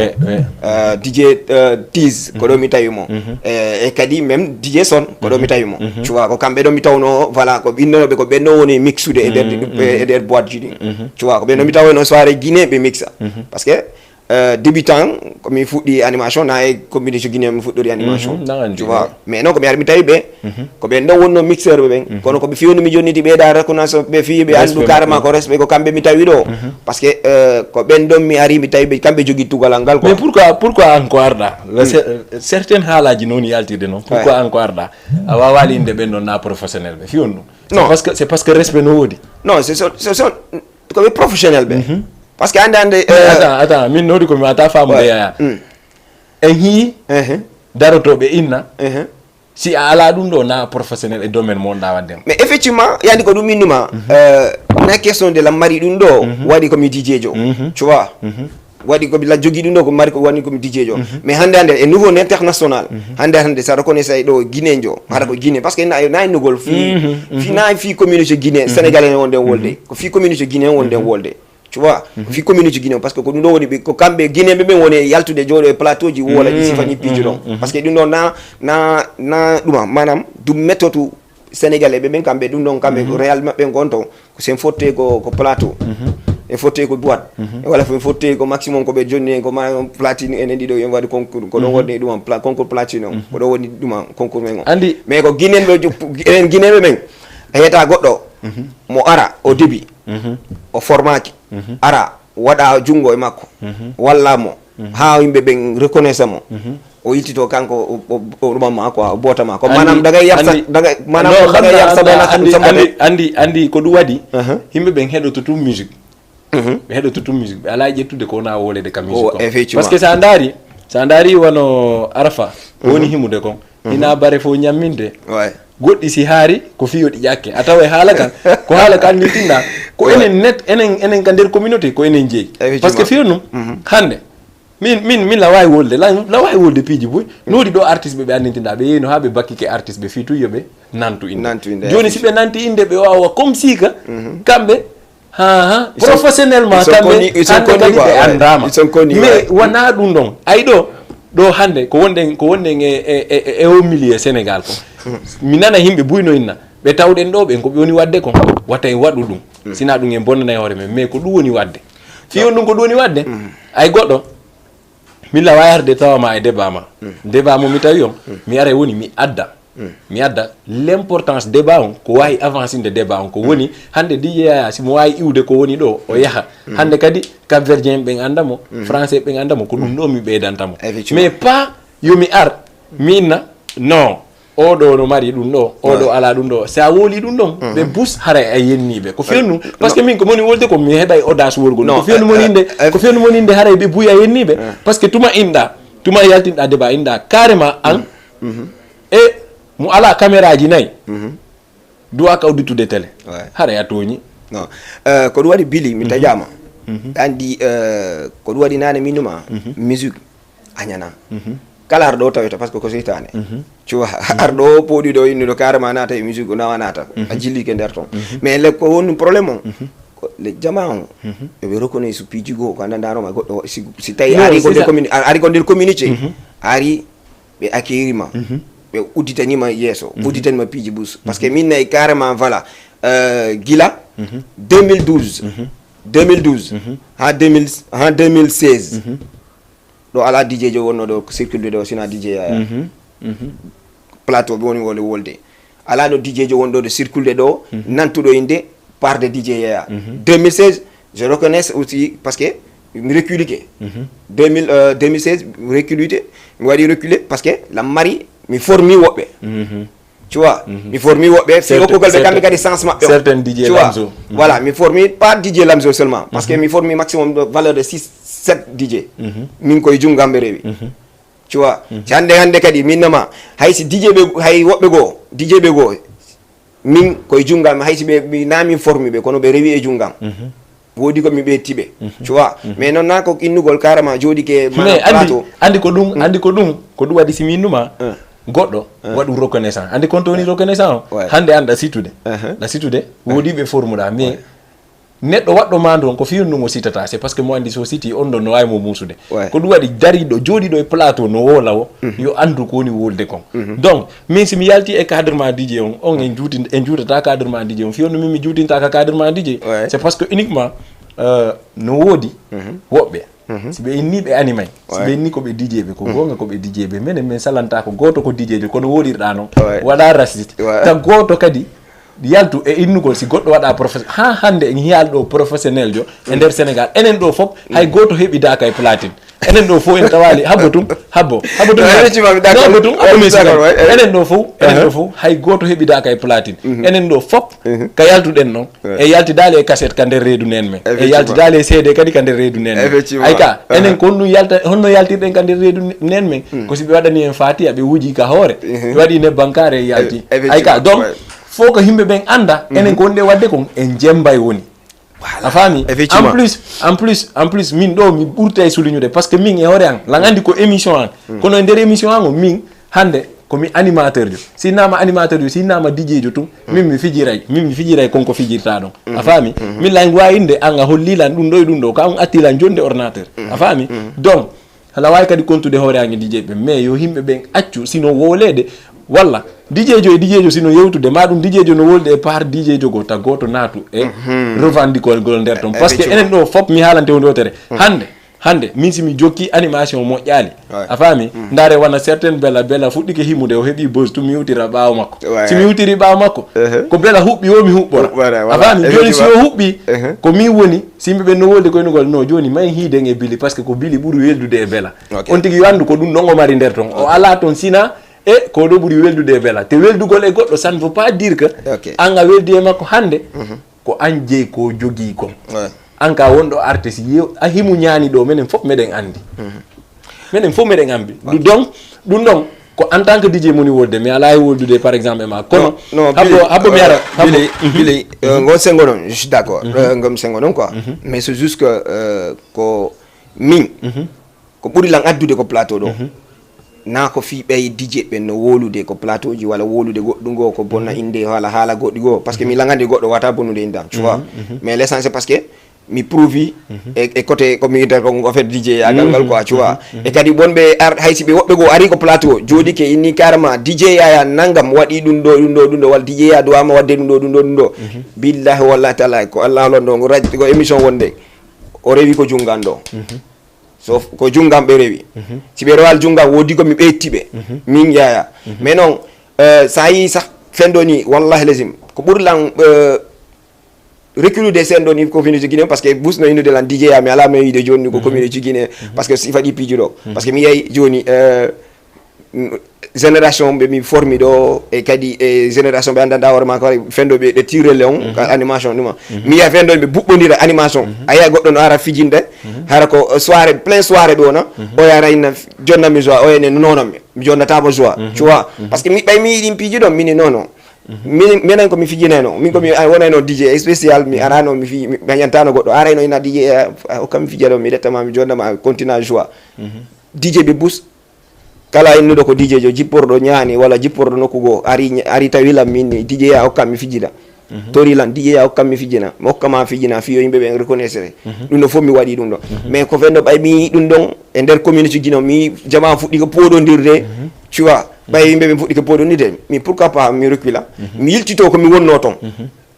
parce que mi yiltito komi wonno toon parce que fendo ni komi waɗi ko ɗum waɗi fendo ni communauté guiné on ala lan yiide parce que sa yiiɗi fendo ni la suuɗi communauté guiné on ala lan yiide soirée guiné ala lan wonde noon mi ara mi wujja 2 heures du matin mi wujja mi yalta direct mi waynota komi woni ɗon mi yaha direct mi daara komi darata toon komi wawi yiide mi yiide e maɓɓe mi yalti kadi mi yiltike kadi komi gollata toon tu vois parce que sifa ɗin piiji ɗon parce que mi yiyay concurrence ji maɓɓe ɗin mi yiyay kadi méthode ji maɓɓe ɗin e jamfante ji maɓɓe ɗin parce que yayi woɓɓe hara ko enen jooɗodiɗo comme no jooɗodi en tant que biɗi ka DJ jo komi DJ jo wonden e piyu gotu hande ko enen ñande ɓe wondata janggo fotte e piyu go minama eleka mi ara ɗumannode manam toroma ina hokkande ko noon ko ar ko yilto takko yaya ina yaya o daɗi o anda fus tu vois mo mixude o anda fus parce que min ça me touche quoi waɗa touche lan kono mi ɓay min arɓe no woodi piiji go si goɗɗo waɗi ɗi a hersanaymo ni mi hersanaymo quoi parce que billah wala tala min nono accutu feƴƴa quoi cuuma ɗum ɗo feƴƴa wode par ce que musique hañana ko seytane on ɗon poɗodiri no poɗodi ɗo gondodiri ɗo on gañidi ɗo tufidiri ɗo kono wone perdude tu vois allez-y chers téléspectateurs ɓe ari ɗe wonde DJ Yaya donc DJ Yaya si men nani DJ Yaya haray déjà a windi tigi ka DJ ɓe mais bon min hino structure mo waɗɗon construire woni passion 224 d'abord mi aray taw e passion 224 min ala yon hiide joni fiyonu min ala yon hiide bon depuis 2 octobre je crois bien que depuis 2 octobre to honno voile d'or e siko Monaco plage depuis ɗum min ala yon hiide mais a inna e nder passion mi anda si lancike e si no moɓodirede e si tawi groupe on joni ko ɗiɗi e si ko tati yo Billy fi passion donc kadi wolta ɗon ko juuti quoi tu vois l'essentiel en tant que vice président ko nder toon parce que lammari goɗɗo no laami lan tu vois non vice président e kadi équipe on kadi mo ɓe kadi gueɓal mum ngal quoi tu vois na fof mi wata expliquer de nder mum mais passion 224 tout le temps no existe quoi ouais no existe ha joni meɗen e demen parce que ni kadi mais waɗno 2 octobre effectivement 2 octobre réussir machallah mais watti kadi l'événement l'événement d'Adéane là Adéane voilà mi waɗi Adéane et aussi kadi même chose fendoñi kadi min defude kadi quoi ko min ɗo wata ɗum no ɓendinde kadi après mi rottana kadi communication quoi mais non passion 224 no arde voilà ko ɗum woni affaire o mais projet ji maɓɓe projet ji ɗi anditinɗa hiɗon arde mais min landande pas mal de rumeur e projet ji ɗi anditinɗa mi anda so tawi onon absettuɗi par ce que si tawi ayni lan no arde c'est comme si ko surprise wonɗa wadde donc si tawi noon rumeur ji go dogi mi wata famude haare ok ko ɗum ɗon mi wonma wolande a toujours passion 224 no arde mais rumeur ji manam ko komi famali exact rumeur ji bon da wolde ko manam rumeur ji wono passion 224 meɗen hiide sikkumi dey kono woni couvrir de événement de Habib Fatako là non retour makko de gars ou bien non couvrir événement Habib Fatako pas encore on n'a même pas reçu rien pas message à part que menen pay kun sare ko wondi amen ko manam contact mi makko ko me yoti kon mais en tant que staff passion 224 men hendaki ko tawata ko lettre wala tawata ko voilà ko demande ko andanda vraiment voilà me wawa e gollude e concert on mais bien vrai que comme ko yotuda kon ay signon ton quoi ko wadi wolda quoi mais mi signal di dan tinda no hollude passion 224 no implique nderton non passion 224 implique ki nderton voilà donc passion 224 fendo meden way habbade tun surprise di mais non passion 224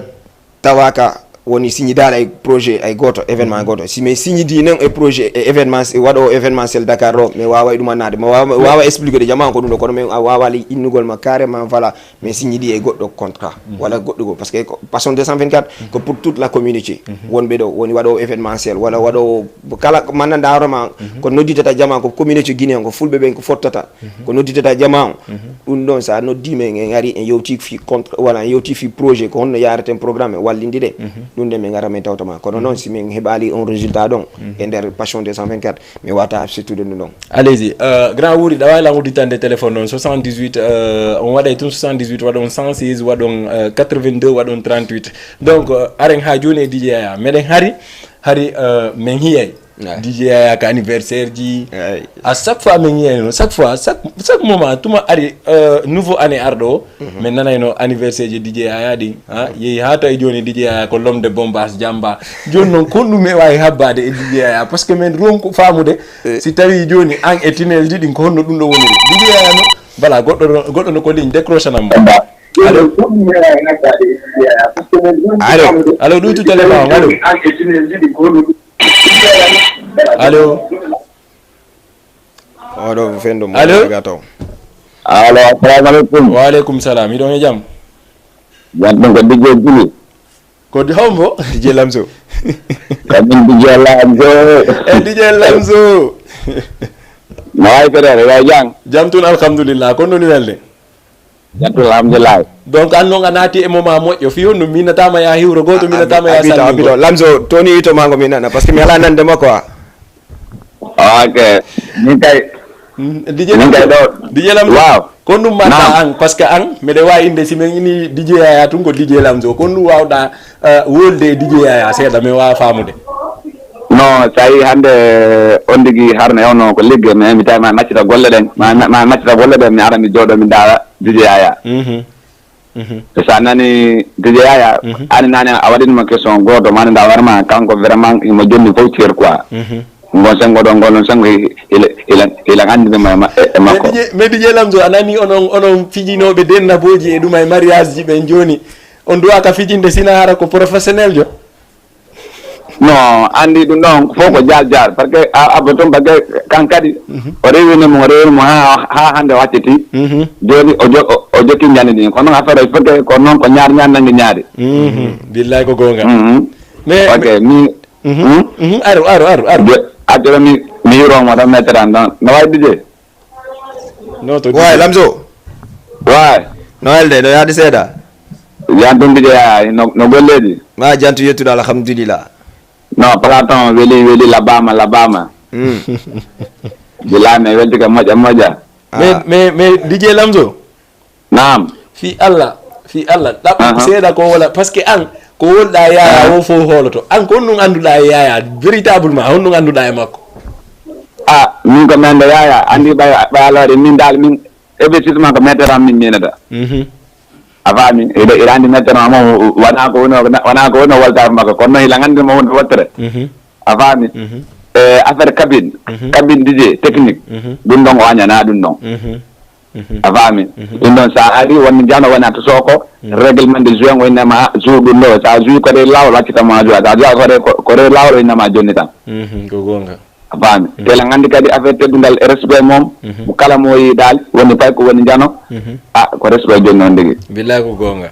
parce que min depuis 2017 kam min ma men jokkondir depuis 2017 lan woni bawo mako lan bawo mako hande hewti ko mi hewti do sa hande am hewti ko mi hewti do ko gonga ka malgré africain ne inne kadi wana ko min mi lawayno min ko DJ Yaya wada ko hewti mi hewti ko mi hewti do hande ko gonga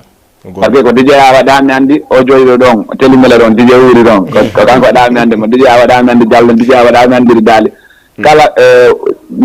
guineje wonɗo ɗo DJ jo ko kanko waɗa saabu mi andire ɓeɗon fof surtout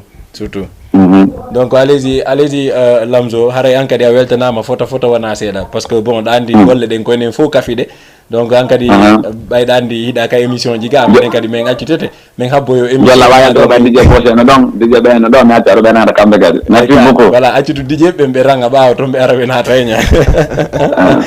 donc allez-y chers téléspectateurs hino ɗo émission momon émission des DJ je peux dire ça donc pour mieux entrer sur cette émission a waɗa tun 78 waɗa 116 waɗa 82 waɗa 38 nata en direct wonden kadi e DJ jo men o himo wiye DJ Yaya no wodi noon hande si DJ Yaya nodditama buyno wawi anditude ara par ce que hande min parangol la wawi kontude woni honɗum hande enen wonɓe wolde ɗo ɓen fop hiɗen andi Guinée connection mo DJ Diawo jogino Guinée connection mo DJ Diawo jogino histoire ji ɗi woni wolde ɗi lan andi ɗi mi wallinira ɗi goto par goto donc hande certain l'homme qui s'appelle Bassi Fendo himo Labeto donc o ƴetti Yaya o bolindirimo e DJ Diawo ɓe yeehi ha ɓe gollidi hande ko ɓe gollidi kon foof hande min la wawi inde hay tena on moma ɗum ƴetten goɗɗo ka ligne par ce que min ɓe no welala allo assalamu aleykum wa aleykum salam mamen DJ Wizkid yang menen komi andi kono woɓɓe anditirta woɓɓe kadi ko noon anditirta woɓɓe ayi noon sa goɗɗo sino inde andama an kadi mantoro anduɓe ma ɓen ayi noon ko ɗum no waɗi men menen ganduma abita DJ Wizkid no andi moɓɓe wino andama menen tata ko ɓe nata ko communauté menen min fotike quoi DJ Wizkid allo oui la andi ala réseau xana ko wara po jawɗa boy ko nettinel tim woni ni allez frère mais bon frère Wizkid donc an ko ndu wawɗa apportude e nder émission par ce que an kadi sinnama DJ Yaya hiɗa andi wa woni koyɗe ɗen tigui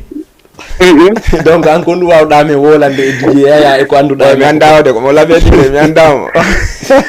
ano yaɗon hay laggine ina andamo mi anda photo Guinée Wizkid o yaɗamane no Billy andi hiɗa invite ɗon neɗɗo mo andirta sino wulde e makko ɗo ha janggo lannata quoi sino jooɗike ɗo mi rencontre histoire ji makko ha janggo lannata ko neɗɗo moƴƴo neɗɗo waɗo ouvert neɗɗo wawɗo wallude jama par ce que wallela meɓe Kleenex nan fuɗɗoto joom hullugo par ce que sabonle mi wi ɗum min boji ɗi menen de presque ko yatani 10 ans ni gila men andidire ha nawe ɗo ko wiyete hande anna gila andidirɗen en fof enen fof ko nokku andidirɗen o awa gila andidirɗo miyata tami sendi ko gila andidirɗen en fof a faami kono andi ɓay woɓɓe jotta no wiya enen en andaka ko ɗum waɗen so sa wolude no andi o si a wowa ka rottanede ka booli wal a waɗanama e paani wala jiñay ay ko ɗum noon andi hande sa a hendike hunde nde a miiƴa nooki nden ɗon hunde bunginte bewinema waɗa ko a duwaka wadde ɗon donc ko ɗum ɗo waɗi piiɗi goɗɗi goo no waɗa ko communauté ɗo tawata yimɓe ɓe jiwto ɗum fanka leydi a faami tout simplement que neɗɗo be neɗɗo ta yejjitu ko fejjiɗa ɗo gandita ko yandaɗo billahi surtout ɗum ɗo min noon ko ɗum ɗon tum mettatalan kadunano a faami par ce que hande ɗo no fande ɗo DJ jom mo rewani jungo makko comme no wiiri nani ko émission ɗon minen mi rekoni tay woɓɓe goo leyriɓe yiɗɗo wo rekoni ta mo yiɗa wo yo acci ɗon par ce que ala mo rewani jungo makko ɗum ɗon ko Allah hokkimo ɗum ɗon yo yimɓe ɓe jaɓanmo gonga ko gonga a faami gonga laaɓuka allo meɗen nandema a faami par ce que fuɗɗiɗo 2008 e fuɗɗiɗo 2014 wona gotum ɗum hiiɗa yaadawa hen afami ɗum ɗon sa wiya ka professionnel waɗirɗa walla ɗum yaya ko kam andi wiskit menen ko menen wonno naafigiyoy koy menen min hiyay arayɓe addora platine mum maɗum addora ordinateur mum inna jouay hara pour yoɓe fottindin sonji ɗiɗi ko probléme ɗum ɗon nanaɓe pono woodi menen andi min siɗa andi lanɗa andi hari komi amo si a tegi somo mo amota ko tum amo on anday ko wata animude o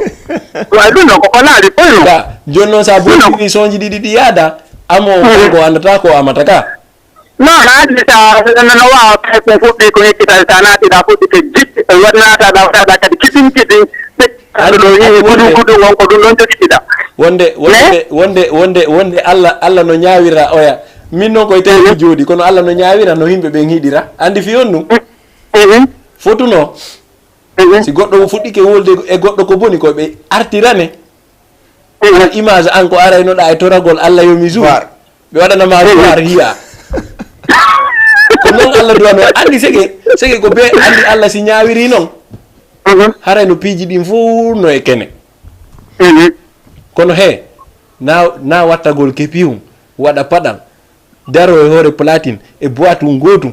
yeƴata ko sikka an on boîte ɗon he ko gonga a naati e boîte ɗanimude mais sa naati e boîte ɗanimude min mi anda ko honɗum waɗi si tawi yimɓe ɓen kamɓe ɓe wata heɓude conscience tranquille e ko ɓe woni wadde kon anɗa gollude ko wonɗa gollude kono marsude yettu allah jokka ko wonɗa gollude haajuma wonu e DJ Diallo ko pooɗa jowata maɗum DJ Diawo ko pooɗa jowata maɗum benne DJ Billy ko pooɗa jowata an jou ko jowata kon tu wallina hoorema e jang c'est très simple de parce que hande yaya no wawno jooɗade kankadi ko communauté ɗo jooɗo wiya ko min ɓuuri wawde littude ɗo andi min yaya noddala programme ji mais yaha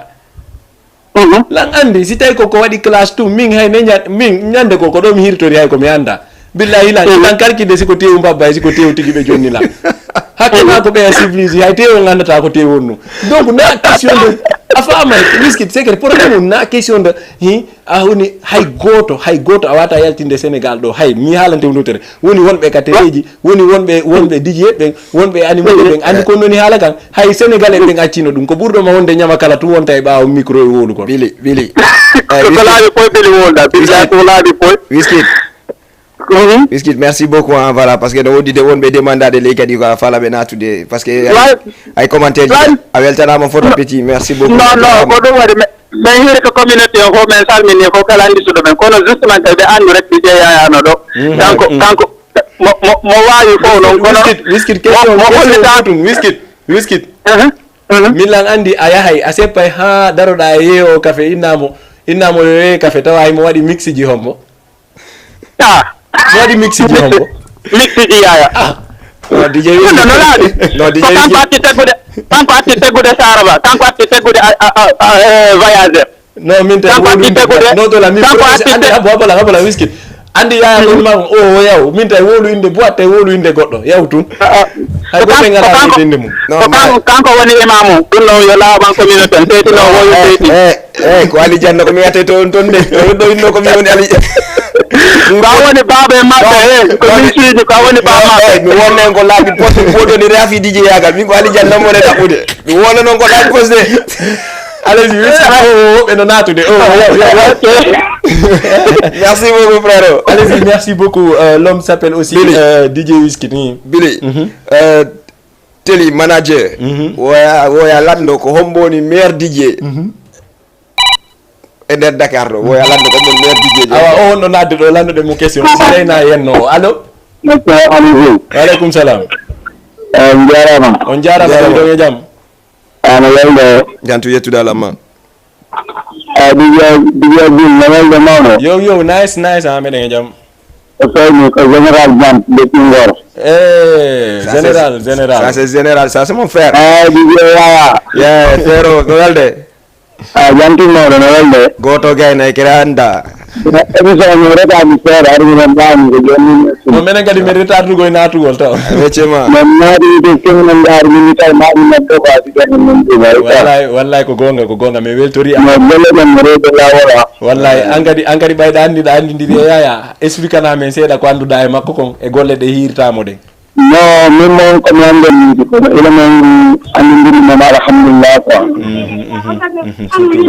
grand moƴƴo to kadi conseil non quoi élément andindiri mom ko grand moƴƴo ni halnima ko no makko ko ɗo yaal ɗon quoi wallahi ko gonga en tout cas ba ko grand moƴƴo kadi mo mari respect kadi quoi alors dijet no makko ka yo golle ɓe jottiɓe yo continue ni inchallah en tout cas onon kadi onon wona wonɓe heɗade ɓen DJ Yaya o waɗay retour makko anniversaire makko ngo waɗa ndegende min ko len siɗoyni ko janggo ko hande mi yaata kanko imandi moƴƴa ouais frérot en tout cas an kadi min émission no laka télé ɗen kadi meɗen darde ga moƴƴa min moom mi daara télé ɗen mi daara langa koni kadi e page youtube non wallahi mi weltanike ma fota yo Allah yoɓe golle ɗe no laaɓi yalla yalla rayni e yaaro affaire yaaro yeeso ko golle ɗen yaaro yeeso merci général merci ko artiste yo donc reɗo weltana fo tawi mami neɗɗo quoi allez-y donc ɓay ka artiste yo an kadi min daara e programme yo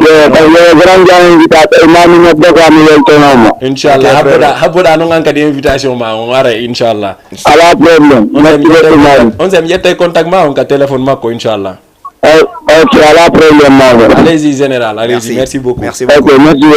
goto gaynayi mawɗo donc chers téléspectateurs ɓe kono mi wolirta noon souvent ka WhatsApp an ɗo wawi wadde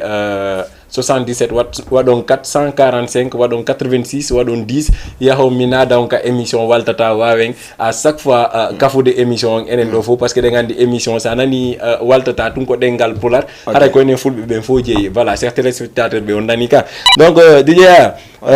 iɗen awa ande mi andamo mi invite ƴettana on noon kadi sina yenno salamu aleykum Waalaikum salam DJ Yaya. Yes, salam alaikum frère. Comment tu vas? Allô? Allô. Waalaikum salam mawɗo men ça va bien DJ Billy. Yo, on no way ɗon e jam. Allô? Raison. Voilà, écoutez. Jantum nala ton. Iɗon nodda men honto e inde mom. Ko DJ ko animateur jo quoi ko kanko Yaya mo andi ɓeynamo DJ Mamma. Okay. DJ Momo depuis Ngor. Awa siɓɓe ma ɓen fuɗɗike natude. Ɓe almadi ɓen ni. Yeah. Donc DJ Momo. Mais franchement mi weltanike on moƴƴinoma golle ɗen no laaɓa no yooɗi. Non kono ɓuuri weltanede billahi mi weltanike on onon kadi. Franchement DJ Billy ko wiiɗa waltata kon ko gonga quoi. Waltata de menen ko waɗi wo laaɓay ɗo walta honto. Laaɓay boy franchement mi weltanike mo mi weltano kadi DJ Yaya. Merci frère. Donc ɗa andi question on ko ndu woni hande ko honɗum annduɗa e Yaya honɗum annduɗa e carrière makko. Franchement DJ Yaya ko mi wawata innude ko neɗɗo moƴƴo. Ko neɗɗo mo ala probléme neɗɗo mo andanɗa hoorema o soutenu jeune ɓe wonɓe ɗo e Dakar ɓe ɓen. Merci. Surtout wonɓe ka radio ji ɗen wonɓe hande ka télé ji ɗen mais ko minnatamo tun kanko wotta o ndaaru ɓaawo yo ndaaru yeeso hande kadi par ce que wona fixé hande kadi o ɗaɓɓata ko golle moƴƴe ɗen quoi mais franchement mbeɗen weltanimo ɓen weltanomo kadi DJ Billy mi weltano Lamzo kanko kadi e kala natuɗo ka émission ɗo hande saabu kanko DJ Yaya meɗen weltanimo quoi. Merci en tout cas an kadi a weltanama fota ɓe almadi ɓen kadi no salmina oya. Franchement min ni ala ko mi wiyamo sina ko minnatamo tun ko wakkilagol quoi sama hol dafa seddo goyi. Non ñun ñoo la gën a kontaan wallahi. Merci frère. Merci beaucoup DJ Billy. Allez-y, merci beaucoup kankadi imo wiye DJ Momo Ngor Almadi. Voilà donc Almadi donc kankadi mo weltana fota wana seeɗa donc andi wo si tawi on tigi no wadde golle laaɓude ko ɗum ɗo tun heɓata donc ko ɗum nanata langin na décorationnel lansina yenno par ce que ɗen andi ko moƴƴuɗa o hareɗa mari ayɓe ay ka non parce que Billy effectivement moƴƴuɗa o yo mari ayɓe mais DJ ala sensibilité goto ala waɗi carrément voilà foti dinni fo quoi tu vois na fotindi na jogori kadi kala mo mi fotti o kadi voilà la jogori mo comme voilà faire mais à part là de podium podium concert puisque dim flash ni don fo doguno afami le fait que non émission ango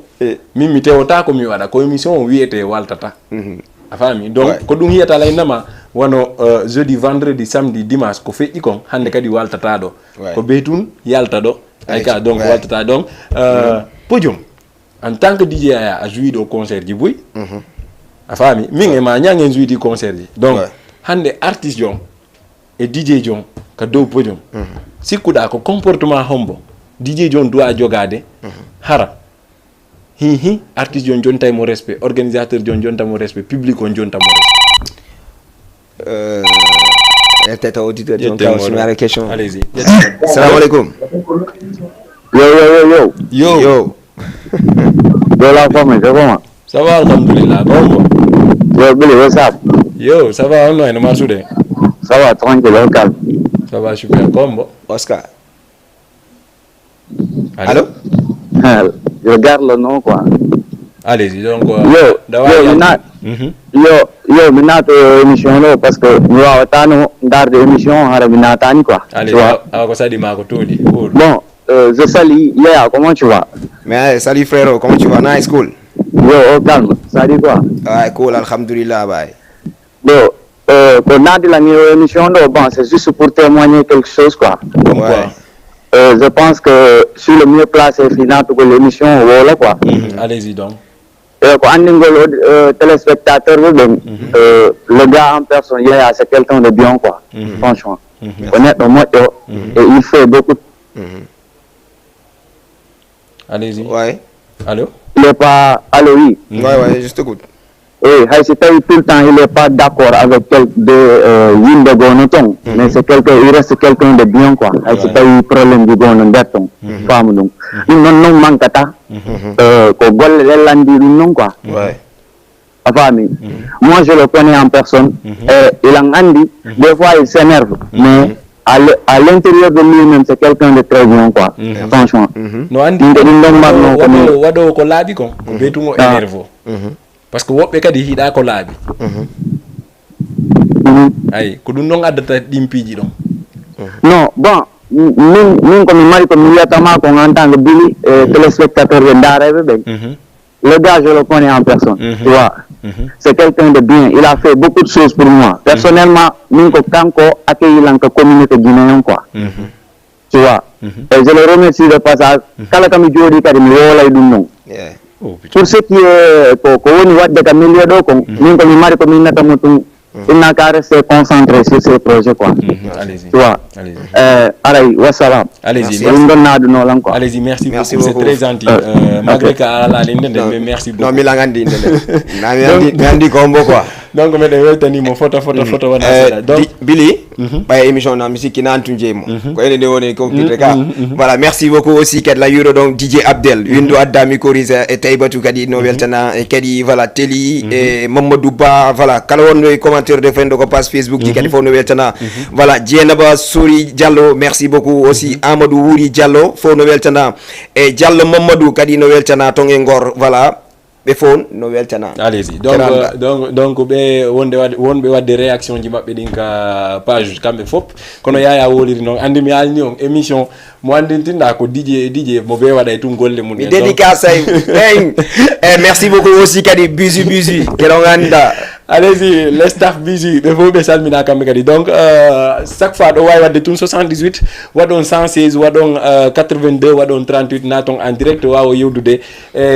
DJ jo mengon DJ jo manditinda hande o tawama e himbe puusube culture guinéen surtout Sénégal do parce que enen do fop ko mi wolay no nane konsibe taji la woni enen do fop hande mo beno andi wono grand jo mengon DJ Diaw o meedi tegude do koyngal ko teguno do koyngal ko antu wonno do ko antu ngani maynodi min ko yeso tu vois donc himbe be faut que be reconnaître ça nane non question ngo mi arta e makko podio mo artiste jo himbe ndaray be maben e organisateur jo an DJ jo ko no do da wadde ha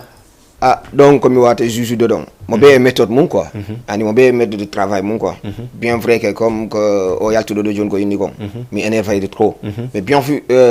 vrai que comme énervé ko ton et kadi comme mi jogota ko tu vois c'est juste ko fi be tugol man parce que ça yi mi manam mi énervé sur scène kono na indugol mi saloto tawnugol may programme ji bi tay ko projet ma on ko do ma ko fi juste corrigugol ma ko goddi ko doda wadde ko do ka wadde parce que voilà lang e méthode parce que voilà lang wallude artiste be te kadi sagwan kadi ko mi wallata artiste jango wo kadi simi artiste jogo kadi fala do yaade ko mi wadumo comme ko watta artiste jango tu vois parce que lang gollude artiste be tu vois te kadi sa yi kadi mi lang gollude artiste na inugol tum mi valoriser artiste jango quoi mais je vais valoriser tout le monde moi méthode goto be golle munde tu vois sari John Clément mi branché Cléon tu vois mi detta ko wadi min tout le temps comme si mi énervé et jama on ko juste mi wolante début avant le concert tu m'amènes ton clé mi detta Clément mi brança mi detta son mi mara mi wada dossier mi mara joka say jour concert mi ara mi duma non mais ko woni fioni mi compte mi on énervato parce que tout le temps artiste be wattabe blâmer ko juste kadi mi corriger be woni tu vois parce que voilà ino do joni kadi DJ ya no saboti be mais sabota mais c'est juste artiste et DJ jong et do scène ko kambe artiste on naynugol non comment juida et DJ jong ton ko contrôle DJ jong doit jouer de non ko public on doit contrôler parce que y a artiste be go des fois jonnama son balance son on ton hara son andi odo son ko odo méthode makko hay so fala ka monde jouer on kono andi odo ko méthode makko do ya break de son on kanko non nawdo mi fala yilti odo wadana ngoto tu vois est ce que fami ko min ko dum non et pourtant dum no foire da wawno réguler avant concert voilà mais non avant pas dum ça mais c'est juste il doit jouer des publics ko public on doit suivre de parce que mi da wat gol promotion quoi mais c'est juste que Alcazar événement ji joata info comme on DJ jong comme on attaque on makon mais ko artisan mo andi sonji mo doit jouer ni kono billa wala tala mi coupa son har kan son ko falno ko podde mi ko pali kono kanko continuer rythme makon parce que ko dum mi corrige mo fi wadu tu vois mais yawde kan conseil ko dum mi watni no tam wadu artisan kala mo mi andi kala mo ndanda ro mala gollude mako wala mi andi mo jour scène ko dum mi watta mais duma ina non voilà jama grand jono tangi kono grand jono tanga jusqu'au voilà quoi essayer de te corriger quoi parce que voilà ayata jawa sur scène har public gono memmi naade an inna non wade son salsa der ton wadi rythme labado ardi kade yilti ka wadi salsa ala bonni rythme mabbe on gonga allez-y yes donc on nani directeur on ko woli kom parce que do ngandi ko mi halni on kontum a jabay tum ma dum salo da me dandi ko woni kon ay donc DJ hande wonani men fiat accanande non mami dara commentaire parce que commentaire ji wuri marde min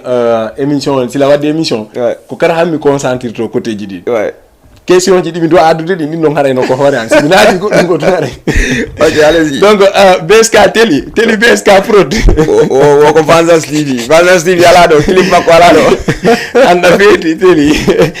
allez-y o do kadi ko bonsoir moy Mamadou Diallo siko mi ayimo tonka oui effectivement voilà Amadou Diallo voilà moy nay non bonsoir donc onon wonbe ka réaction be fop on weltanama donc hande mais waway attitude DJ wadana en dernier mot parce que de ngandi nebatara dum do fewndike ay ka nebatara fewndike donc e waway attitude DJ wada dernier mot makon donc rawri tani fu téléphone on de fi duma no toppen sinodday donc da ay men jonde dernier mot ma on si way to den. Et voilà, merci Sinatung ko dernier mot on mi wata ino de communication woni jaman wondo do min DJ ya min yaya DJ ya parce que na min ta fo no andilan kono mo nana inde nden duda quoi tu vois ana ko ardo ne bali woni nana lindan tu vois mais que juste min ko mi conseille kala guiné jo wondo do parce que mi da influence de goto mi influence watta influence ay goto fi tum bala bonnangol goddo wala bonnangol DJ boss wala bonnangol DJ mood wala bonnangol goddo mais c'est juste comme conseil ta goddo comme il carrément n'a jamais confiance humain nogol goddo quoi manam wolugol e goddo ko taw anda surtout sous-estime gol andi min on côté don minima ya waynto mais on côté don l'enfant no lance de message on enen hande enen wombe kasare ben ko betu respecté wonɓe surtout himɓe banlieue ɓe Ouais. fiyon ɗum par ce que hannde enen e wawata wuurde ɓaawo ɓe banlieue min lan andi ɗum e ma lan andi ɗum e an donc yimɓe ɓen si a yaada e maɓɓe a respectay ɓe respectugol ɓe woni honno anani ko feƴƴi ɗo kon puisque waltata en wowlay ko feƴƴi ɗo ko woni si a dari ke joni anni joni par exemple himɓe banlieue ɓen wata juude himɓe wonɓe kasare ga ɓen no ɗo ɓe wata juude e hoore ɓen no haɗa e addi non naali yimɓe banlieue ɓe yimɓe burure ɓe voilà ko ɗum non woni yimɓe banlieue ɓen andi ala kan koye laaɓu te min yayaɗa andi min anniversaire on ko fewndi min andi anniversaire on ko fewndi mi ala goto sina himɓe burure ɓe woni hasude ɓen ko ɗum waɗi min mi ƴettanayi ɓen part min ko onon tum mi hiiɗi onon ɓe yimɓe burure yo Allah wallan accidalan e mon ha juutaneɓa non mais non Billy ngon sengo ɗon mi balamata goto par ce que hande wallay ɓaynam fenum ɓenen ɓe wonɓe Dakar wonɓe Dakar ɓen joni ala yaltowo ɗuuɗa yaltoɓe ɓen joni ko iwoɓe ko banlieue ara Dakar ama ko ɓuuri kon par ce que min wallahi ni wonma wolande ɗo samedi hara ko samedi par ce que min mi accino yaltugol voilà hara ko boîte de nuit de Guinéen ɓe ɓen wallahi lazim samedi chaque samedi mi heɓay coup de fil ji ɗi anda ndawaroma direction voyageur ɓe noddalan si voyageur no woodi hara noon ko yimɓe banlieue ɓe hara ko yimɓe iwoɓe ko woɗɗi ara fi soirée on tu vois ɓe innami est ce que voyageur no woodi walla ñaani no woodi te min mi ala hannde kadi ñaani mi ala hannde kadi voyageur te voyageur je suis le premier DJ guinéen wonɗo voyageur te ñaani kadi ko même chose ko DJ neɓal komi wi ton par ce que mi heeɓi apprenti ɓe wawɓe wonde toon mi yo yalti toon tu vois fendoni lan e boîte goo lan gollude boîte goo tu vois lan wurude toon gundalaga nice goɗɗo dérange alam machallah te tous les jours lan gollude toon mais ko won probléme o jama o respect tout quoi haysi mi déplace to mi ara mais par ce que min kut fiji mi yende to ɗon ni ko ɓuuri kon sah ko ramasse woɓɓe ɓen ko ramasse nangete har ko mi yahata déplace o mi yahane ɓe hakkude e Allah har ko mi yahata min jeeja police ɓe mi fiɓe accutuɓen noon har kamɓe ɓe ko ɓurattoon ɓe gollude kamɓe golle maɓɓe tu vois mais toujours min komi wata innude jama o yoɓe essaye ɗum ɓe motive o hara ɓe nanali hay min yaya simi wolani on kaarijo inni kaarijo ko ni wayi ton jaaɓu ton nangu on ɗon ko wayi par ce que andi goɗɗo sa andamo a watamo ñawde accu a wotodira e makko waɗa échange a makko e contact ji sa échange contact anday jikku makko anday ko onno wayi par ce que min somi ari ɗo joni joni min Billy ko ni wayi tu vois min ni walla kaarijo ko ni wayi o moƴƴa waɗa ni hara joni ko bonnugal hakkude on fiita approche mo par ce que hara artike mano e makko mais acciten jama o ara yimɓe ɓen fof wona gootum par ce que sa yani wonde ɓe na par ce que mi yiɗa natugol affaire politique ça parce que sa yi sifa ɗin pijjuno ko ɗum woni addude mum par ce que enen fulɓe ɓen yen yiiɗi laamogol mais ko ɗum kono kon ko woni nder ton kon ko enen woni laaɓodira e nder men tu vois par ce que hande sen laaɓodiri a joni joni min ni kaarijo no moƴƴi waɗumo approché kaarijo bona kaarijo ko ni e wayi mais yaya min la andi ɗo woɓɓe sa inni ɓe joni Billy inni moƴƴinana lan ɗum ɗo haysi ɓe jaɓatanoma moƴƴinande ɓe moƴƴinante non mais yanni neɗɗo be e matiére mum kono noon min ko fi yimɓe macci ɗuma communauté on min ko jeunesse ɓe ɓe mone wolande mi andi min e sahkare joni ma min feƴƴanino ɓen mi feƴƴanino o période ɗo quoi par ce que joni voilà lan e business mais andi yaya ko ɗum on ma inde min la yaha joni mi tawama an par exemple an e Thier bu ñuul DJ Thier bu ñuul o welda le fait que o welda mi ara joni min yaya c'est animane Allah mi yahana e Thier bu ñuul an o jaɓa noon animation sabu ɗum way hara ko sabu ɗum no ɗum jaɓirta min noon ko on ka mi woni heɓude min komi wawi komi moƴƴinta kon mi janggana nami professionnel kono he moƴƴino andi ɓe moƴƴinayɓe ɗon ko ɓe wollan jannude par ce que ko ɓe moƴƴini o ko ɗon mi darata mi tawa ɗum ɗo ko ni moƴƴinirte mi recherche kadi mi moƴƴina ɗum joni noon an si a yeehi a falama utilise ude certaine DJ Lamzo annimo ko 20 000 moƴƴinirantamo ari min nima Lamzo min enen ɗiɗo ko welduɗen ko ɓayna mi fenane mi yoɓintama joni min si mi fuɗɗike ma moƴƴinande hande kadi oɗa noon si o andimi mi moƴƴinay tum hande kadi o jaɓay o jaɓa tum ko ɗum ɗon minuma noon ko ɗum waɗi min ni yo jama on communauté on ɓe yoɓe faamu ɓe anda carrément miiɗa ta jaɓɓu goɗɗo waddama goɗɗo ko an ɗon manana par ce que on nu mo be arsike mum o ñaamay tu vois mo be hendoto arsike mum o ɗo e mayde so inni noon joni ko inni ɗo poɗodira ɗuman no waɗa ni e ni ha joni ko luttaten ko zéro avance jamais avance ta tu vois mi sa yi fendo min nima carrément sa yi mi uti ticket innugol joni soirée guinéen yimɓe ɓe nodde lan yimɓe ɓe a joni noddude lan innugol programme DJ ya soirée guinéen mino dilam ine nodde apprenti ɓe amen nodde DJ Lamzo walla nodde Karejo walla nodde Karejo par ce que langandi min joni mi watta ɓe yaade mi approché par ce que langandi ko woni nder ton ko joni je obligé mi recule o mi naata e mi yiltito kadi komi wonno ɗon 2010 par ce que koye discothèque ji Guiné sénégalais mi woni noon 2010 lan koye discothèque Guiné ko 2012 mi naati communauté Guinéen on fuɗɗi animande ɓe kono waɗi mi reculi mi yiltiti mi naati communauté sénégalais o mi naati discothèque ji ɗi fendoni lan ko discothèque alhamdoulillah mi sonkidata e goto mi pirdata e goto simi naati komi andi probléme ji ɗi simi naati komi fijinta ton andi probléme ji abbo simi naati komi fijinta ton goɗɗo agressata lan goɗɗo wujjata lan goɗɗo ɓuɓɓota ko non kala ɓuɓɓiɗo lala noddude sécurité rondoma nattama ha yaas joƴinoma ha yaas yaadi ɗon guere ala voilà alhamdoulillah ɓaymi ɗum noon waɗi yo communauté on andu woto goto influence o e goto mo be yo kippu business mum si tawi mo wawma waɗande komo dowama waɗande ko yo waɗane ko dowama kono ta jaɓɓu o wolanama konngol jigo e neɗɗo ko andanama ko andana goɗɗo min ko ɗum ɗon tumi wata innude communauté on yoɓe respect tout min ko ɗum ɗon mi wata ɗum mi wayni to après min carrément voilà wayntake noon par ce que mi yaltaw min noon voilà merci beaucoup téléspectateur ɓe ɓen fo Jama TV on fo weltanama weltano kadi biɗi o invitation makko on fo no weltanama par ce que émission kadi yo jogui to moƴƴo satta voilà courage piyon nako voilà nako fijirte ko ya wakkila tun ko ɓen kon wakkile tu vois minen kadi komin makko maɓɓe ko ɗum innanome ceerno bari ko ɗum innanome diallo ko ɗum innanome bella joni par ce que min ko bella joni atilan addude nder communauté Guinée on ko ɓen kon mais grâce à lui a joni kanko o innana diye kayfi mi sustamo innude go nono mi yara mi jokkamo mais noon ko ɗum innete wakkile moƴƴa courage golle ɗen avancé mina communauté on fof weltanama on jarama kadi o naniri ko metta on ɗo ko émission ɗo mi torike yafoye ko ni min falira noon fiyo weelu jama on mina DJ min kadi min ni bientôt inchallah allez-y merci beaucoup en jonnidira rendez-vous mercredi prochain haray weltanoɗen sifa Wizkid en e DJ Momo en depuis Almadi ɓe fof ɓe weltana donc kala non wawnoɗo tonde téléphone mum nodda on tigui no weltana kala mo annitinɗa kadi a daari émission on e Dieng ɗa weltana donc en jonnidira rendez-vous mercredi prochain mayin juulo en grand wuuri bye bye